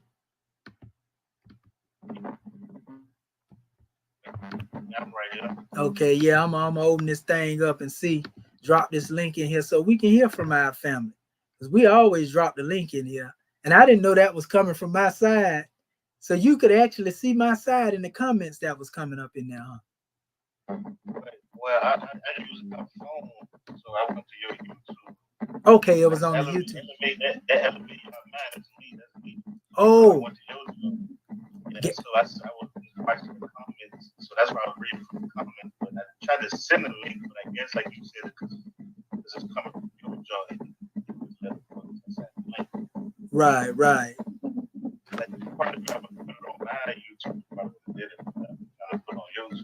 Yeah, because see, mine's streaming to YouTube and Facebook. Oh, okay. Yes, it's actually streaming to 3 different places. I just dropped the link in there. I gotta pay that. I gotta stop being cheap. Pay that. Yeah, that's it. That's all I did. Okay, we got the brother Adam. He want to come in here real quick. Let me see what the brother got to say. You know. Well, good evening, brother. I'm trying to go to bed, man. You doing a good demonstration. You don't realize I was actually getting ready to give you some props. But the reason I chimed in was because I heard a statement that most of the brothers talk about when it comes to the brothers of the Prince Hall family. And I understand that brothers have a past, and a lot of people have that disdain. And I'm not saying you're saying that, but actually I was going to, and the only reason I'm even on your channel, because I haven't, a lot of stuff to do myself, but I'm on it because of your teaching methods. You didn't even realize I was going to give you some props, brother. That's why I kept trying to chime in. I'm like, damn, he kind of going there. I wasn't trying to go there with you. And I'm going to tell you something too, man. I heard you on Sarnetta's platform. And a lot of times I chime in on some of the, I kind of stroll on platforms to kind of see what information is being put out there. And I saw you do a demonstration. I thought it was very, very, very profound. I said, my brother got a good teaching method. So I've been kind of watching you for about a couple of months on and off. So, and I've been hearing some of your, the other day when I had said something about your Matheno's lessons. It was interesting because some of the stuff I heard before, but I was wondering where, is that something that you, deciphered, or that's a lesson plan, and is that available so people can get that information and internalize it? So that's why I chimed in on your chat the other day. Tonight, I just was listening. I heard the concept between, Western esotericism, and that's a subject that a lot of brothers talk about. I just want to clear up something, because when you talked about what Masons, their belief system or what they like to do, everybody don't come into the Masonic order for that reason.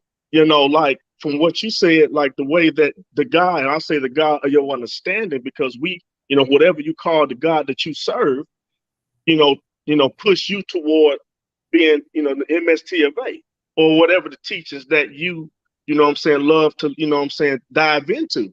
So the same thing with me. My God put me to the direction of Prince Hall Masons. That's how I, you know what I'm saying, got into the concept of mentally challenging myself. Now, once I got there, I knew that was just a surface. It's more layers, you know what I'm saying, of other teaching. So that ain't the problem. I just don't like it when brothers, they got this thing that they believe that Masons are in a small little box, and we don't have no other elevations of knowledge or understanding. And I'm not saying you saying that, but what I'm saying is that a lot of people, when and I'm not, but mostly it's brothers from the MST of A, and for, you know, some brothers Muslim.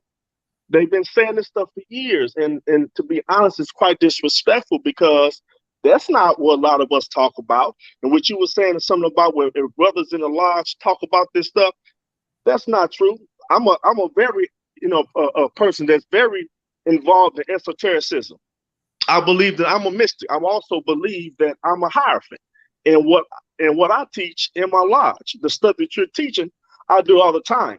When I hear something good, I want to get the information so I can, you know, cross-reference that, look at it, and see how it, you know what I'm saying, how I can interpret that and how I can benefit from it. I was actually trying to give you some props, brother. So I don't know. I guess maybe because I've heard that, you know, you've been on channel. I've seen your other brothers coming to raw.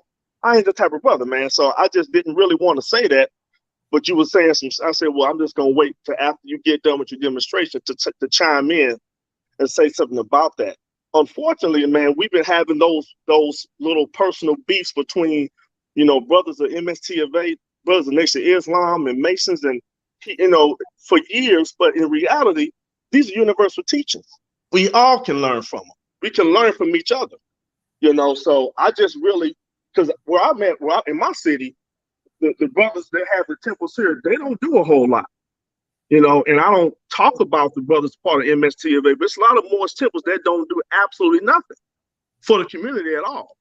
But who am I to, you know what I'm saying, you know, talk about them? That's their, you know what I'm saying, process, and I'm not going to judge them. So I just really wanted to chime in because when I hear brothers talk about Prince Hall Masons, man, it's just because I'm a personal Mason. I'm in it for real. My heart has always been involved, and you made a very valid point. It's in your heart first. If it's not there, it wouldn't benefit me none. The same thing with you as far as you being a part of MSTFA. If it's not inside your heart, brother, you wouldn't be doing it. It has to be something you love to do. So that's just my opinion. But for me, that's where it is. So I just wanted to just say something real quick, man. You know, give you some respect, man, about, you know what I'm saying, your teaching, man. I think that you have a very good way of demonstrating what you're saying, man, and I like it, you know, and I just want to know where you, now that book, I never heard that book before, but I would like to get a hold of it so I can look at it and peruse through it, man, and see, you know what I'm saying, what I can grab from it. So, you know, I have some books myself, but I just, you know, but if I hear good information, I want to get a part of that, you know, so that's all I had to say. That's it. Yeah. And brother, trust me, one thing you're gonna learn about me, brother, is the way I come forth. You know, I'm for the truth. You know what I mean? It ain't based on what a person is or what they ain't. Cause I go hard at the Moors. If you go in my history and look at some of my videos, you're gonna see me going hard at a lot of Moors in the temple. I'm not a part of the Moorish Science Temple. You know, I'm part of the Moorish American government. You know what I mean? And my chairman was a part of the temple. He was one of the pioneers, you know, coming directly through the lineage of Noble Drew Ali. You know, and our thing is we trying to get our people, whether they Moors in the temple, whether they NOI, you know, 5%, whatever, we trying to get our people to come together under government. You see what I'm saying? And we seeing that our people think, being content where they are, they think that they don't have to do these things. They think that they good under the United States government. And so we trying to get them to see the difference between an organization and a government. And that go for the Moors in the temple. That go for Moors in the government that still got an organization mentality, because we see them rising up like that. We trying to get our people from thinking that all we have to do is be a part of an organization and that we making a contribution. It's time for us to build a government, a nation. Ain't got nothing to do with attacking any one of the groups. You feel me? But neither one of the groups can say, and this ain't a negative statement, whether you deal with Masonry or whether you deal with MST, whether you deal with New Black Panther, none of these groups have came together and say, let's build government. You feel me? That don't make us better than nobody because we doing that. But I'm saying that that's the only thing that's going to fix our condition. When we build our own nation and stop talking about, oh, they doing us this way. Yeah, they doing that. We see it. But if we try to fix it and build, because I'm saying we got the power. Our Masonic brothers have the power now. We do. To come together, and then, the Moors, it's enough of Moors too, if they'll just come together.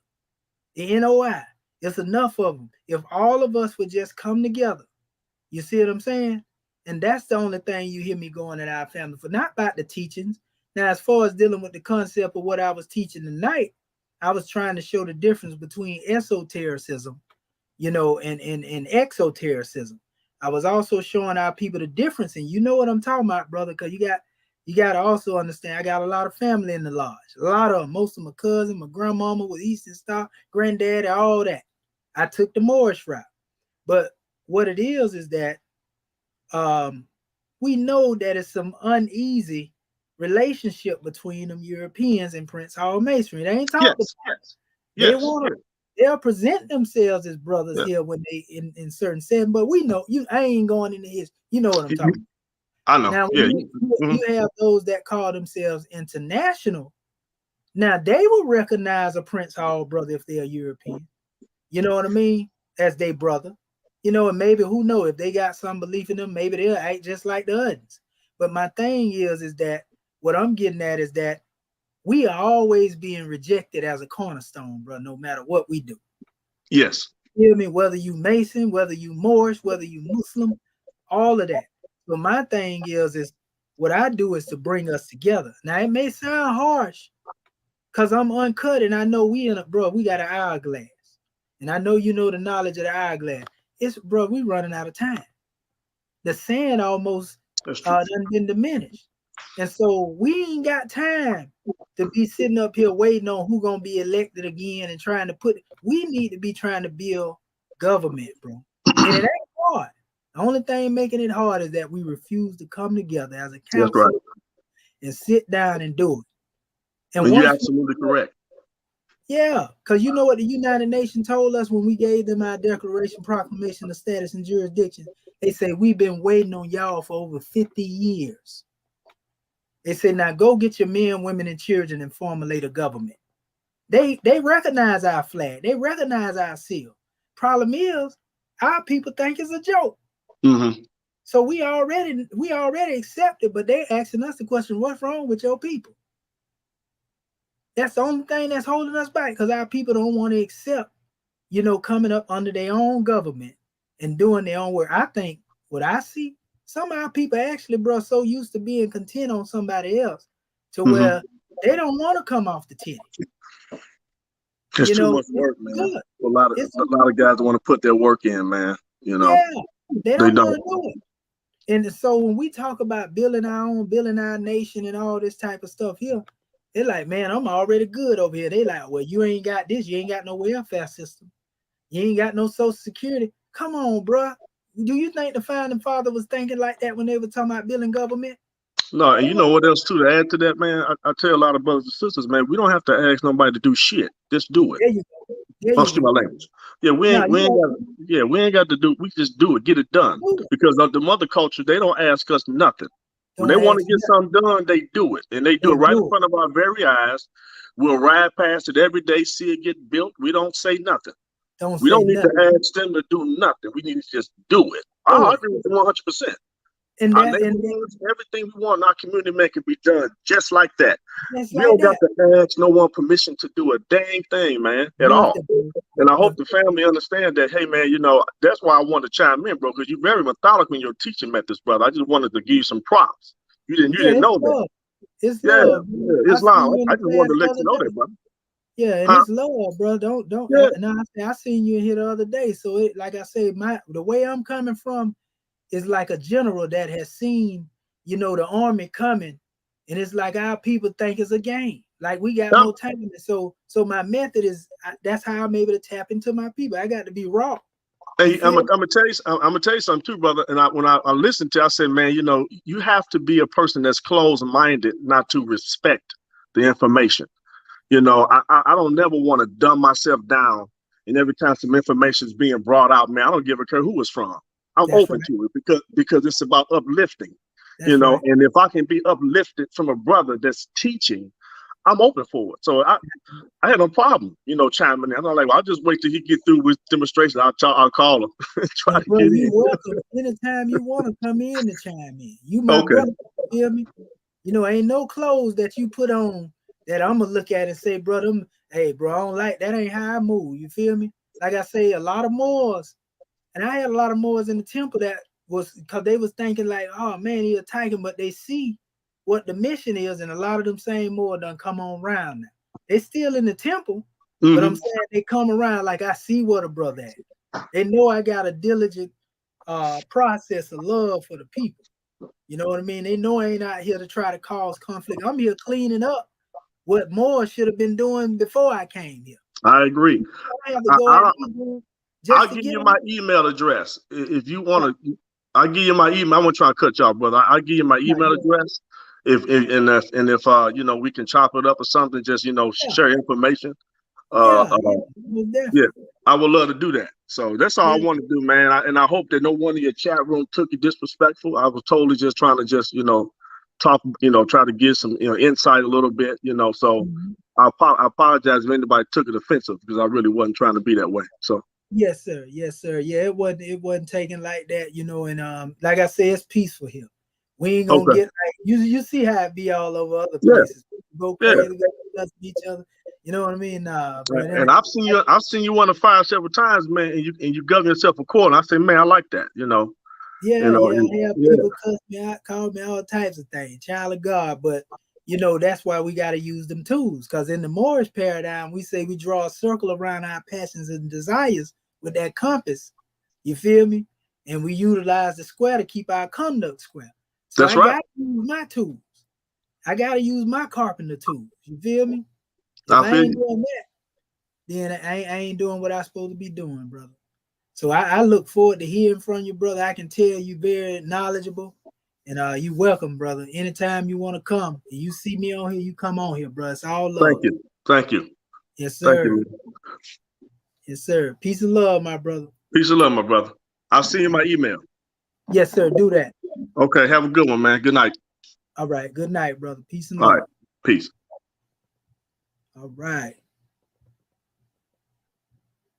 So we give honor to our good. What'd you say, my brother?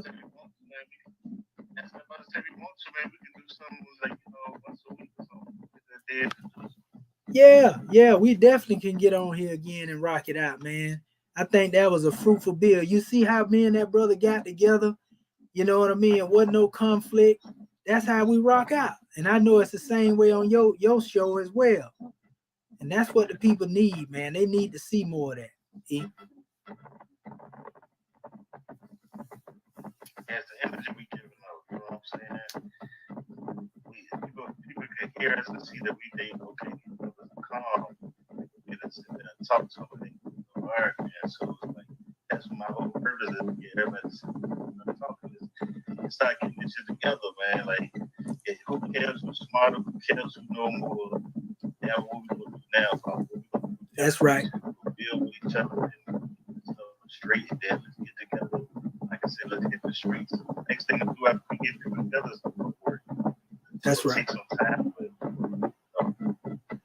That's right. Yes, sir. Well, yeah, E man, you know, we're gonna definitely get back on it, man. I think this was a grand build. We're gonna keep feeding it to our people because we got more to bring to the manifest.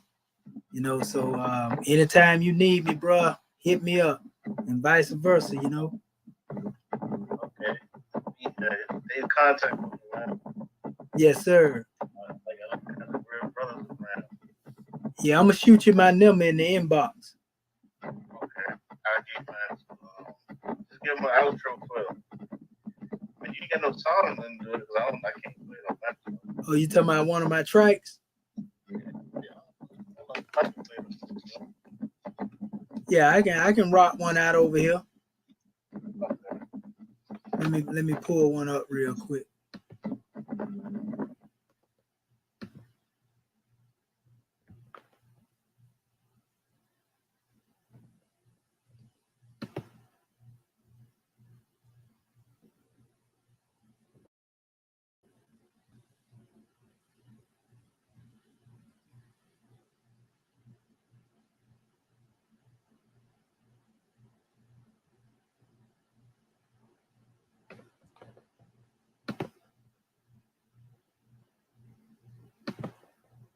Okay, put it up right here.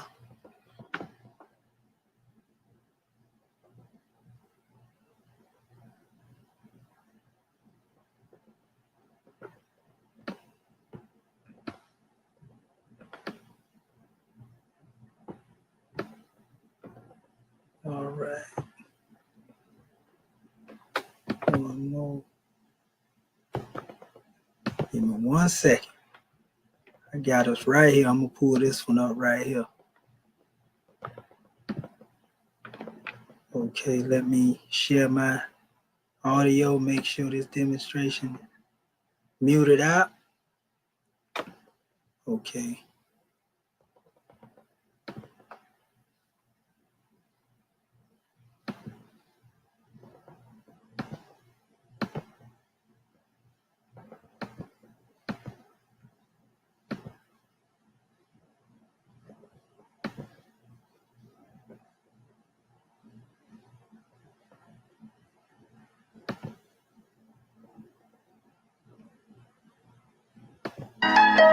Ali, yeah. Ali, you know we've been. I don't know what happened. I just shared it up and then it disappeared. Hold on, I got. Let me see. Okay, let's see here.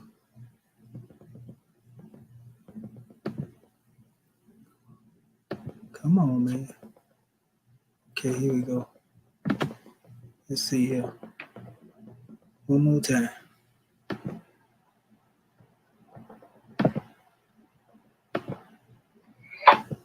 Yeah, while you getting that music together, y'all stay tuned, man. We're gonna try to do something every week, man, for the people. Get more people to get on and build with us. We're not like most platforms. We ain't biased, man. As long as you come in here really trying to build and teach the people on something that we can build, let's do it. We got no debate league. This the build league. We talking about living in the last days.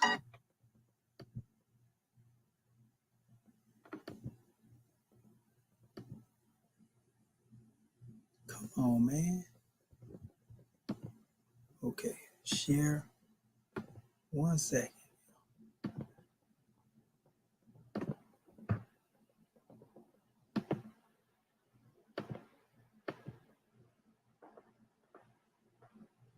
Come on, baby. Okay. I'm watching hell unfold.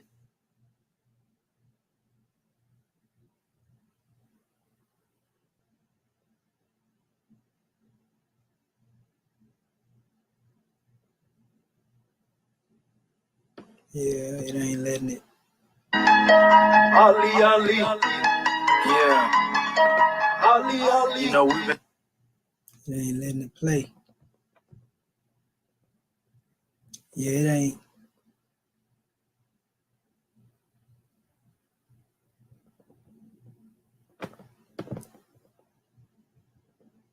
Yeah, to that person that just jumped on looking, go back and watch that video, man. It's a powerful video. You about to leave out with this music. Subscribe to both channels, a commission of that Hierophant on YouTube and elevate y'all, man. I may have to send it to you, bro, and let you play it. Been talking about living in the last days. You want to try it that way? I'm on the laptop. Oh, I got you. So yeah, you can't even do it. Yeah, I think it's bogged down over here right now, man. I hate that. But yeah, I think it ain't. I think cause I'm over on both platforms, it ain't really let me do what I should be normally able to do. You know what I mean? Cause I actually I shut everything else down. So yeah, we'll just close it out, man. And I try to figure out, I'm gonna probably have to take some of this stuff off this computer over here, my brother. Cause I got a lot of stuff on here, you feel me? Yeah, I got I don't know, I might have to like sound picks up everything. Right. Yes, sir. So yeah, that's what we'll do, man. We'll just close it out and just say peace and love to the people. Yeah, check out the YouTube again. That everything on YouTube. Elevate y'all. YAH elevate y'all. YAH. You know what I'm saying? Powerful. Maybe we try to do something every week. Get on the platform, get on mind, try to build up something special and to really teach the people. You got a lot of presentations. I'm gonna start showing my presentations too. I got some stuff for the work. Yeah. Yes, sir. Yeah. Yes, sir. Peace and love, E. We love you, bro. Thank you. Yes, sir.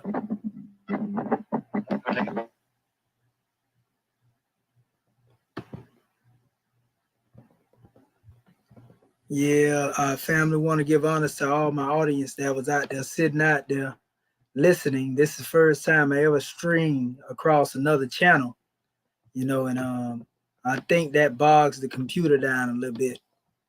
You know, I'm gonna see, can I play that track again over here on my, now that Ali, yeah,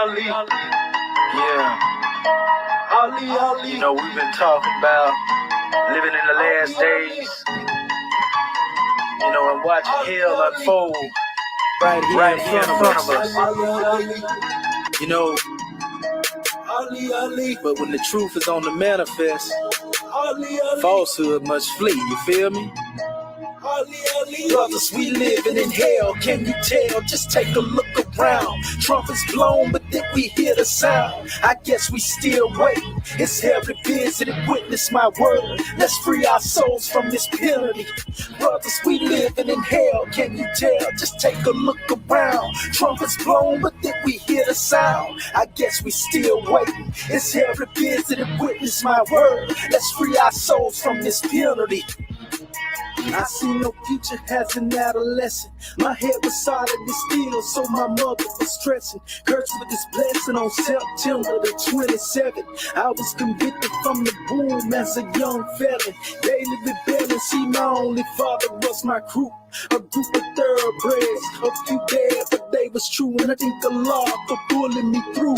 Despite the madness, I'm never neglecting the youth. And sleeping masses, we bleed from a single wound. So why not heal together? Cause in the meantime, it's getting better. But see, this game won't last forever. I seen a change in their policies. So pay attention to my prophecies. And please, let's give the babies a chance to grow and breathe. Then with these lows, we can feed more. Believe, when will we ever learn to love ourselves and see that hell is a cell filled with black brothers, we living in hell, can you tell? Just take a look around. Trumpets blown, but then we hear the sound. I guess we still wait. It's hell to visit and witness my word. Let's free our souls from this penalty. Brothers, we living in hell, can you tell? Just take a look around. Trumpets blown, but then we hear the sound. I guess we still wait. It's hell to visit and witness my word. Let's free our souls from this penalty. The greatest wars within, being we all sin. But then and again, let's check them foes we consider friends. Cause like casino, they flip when the issue is chips. But rather than slip, I be secure, so I'm fully equipped. And this a trip is right or wrong, we'll be labor failures. Let's congregate in commemoration, respect your elders. Maybe this life will be the one to bring your Savior's day. If you consider this hour to flee, I'll lead the way. Knowing this world is crooked, why do we deviate? Missing the mark by miles because of arrogance and self-hate. But I guess we see it in our own time. See, nothing profits a man lacking his own mind. It's a terrible thing to waste, brothers. We need power. Our resurrection is rising above the ways of haters and cowards. See, the beast devoured the lost sheep, roaming alone. So it's a must that we protect our own. Brothers, we living in hell. Can you tell? Just take a look around. Trumpets blown, but then we hear the sound. I guess we still waiting. It's every visited witness my word. Let's free our souls from this penalty. Brothers, we living in hell. Can you tell? Just take a look around. Trumpets blown, but then we hear the sound. I guess we still waiting. It's every visited witness my word. Let's free our souls from this penalty.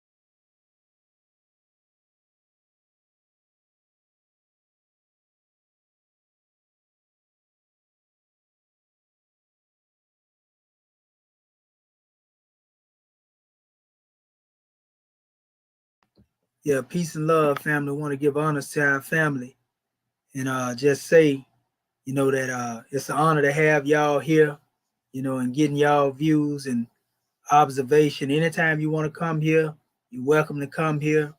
Our measures are never put out here to attack our people. We put measures out here because we are in a dire need of uplifting ourselves and coming together. So this is just a powerful demonstration that we had tonight, and hopefully it add on, to the cipher when it comes to the knowledge of self, because that's what we here to do, you see.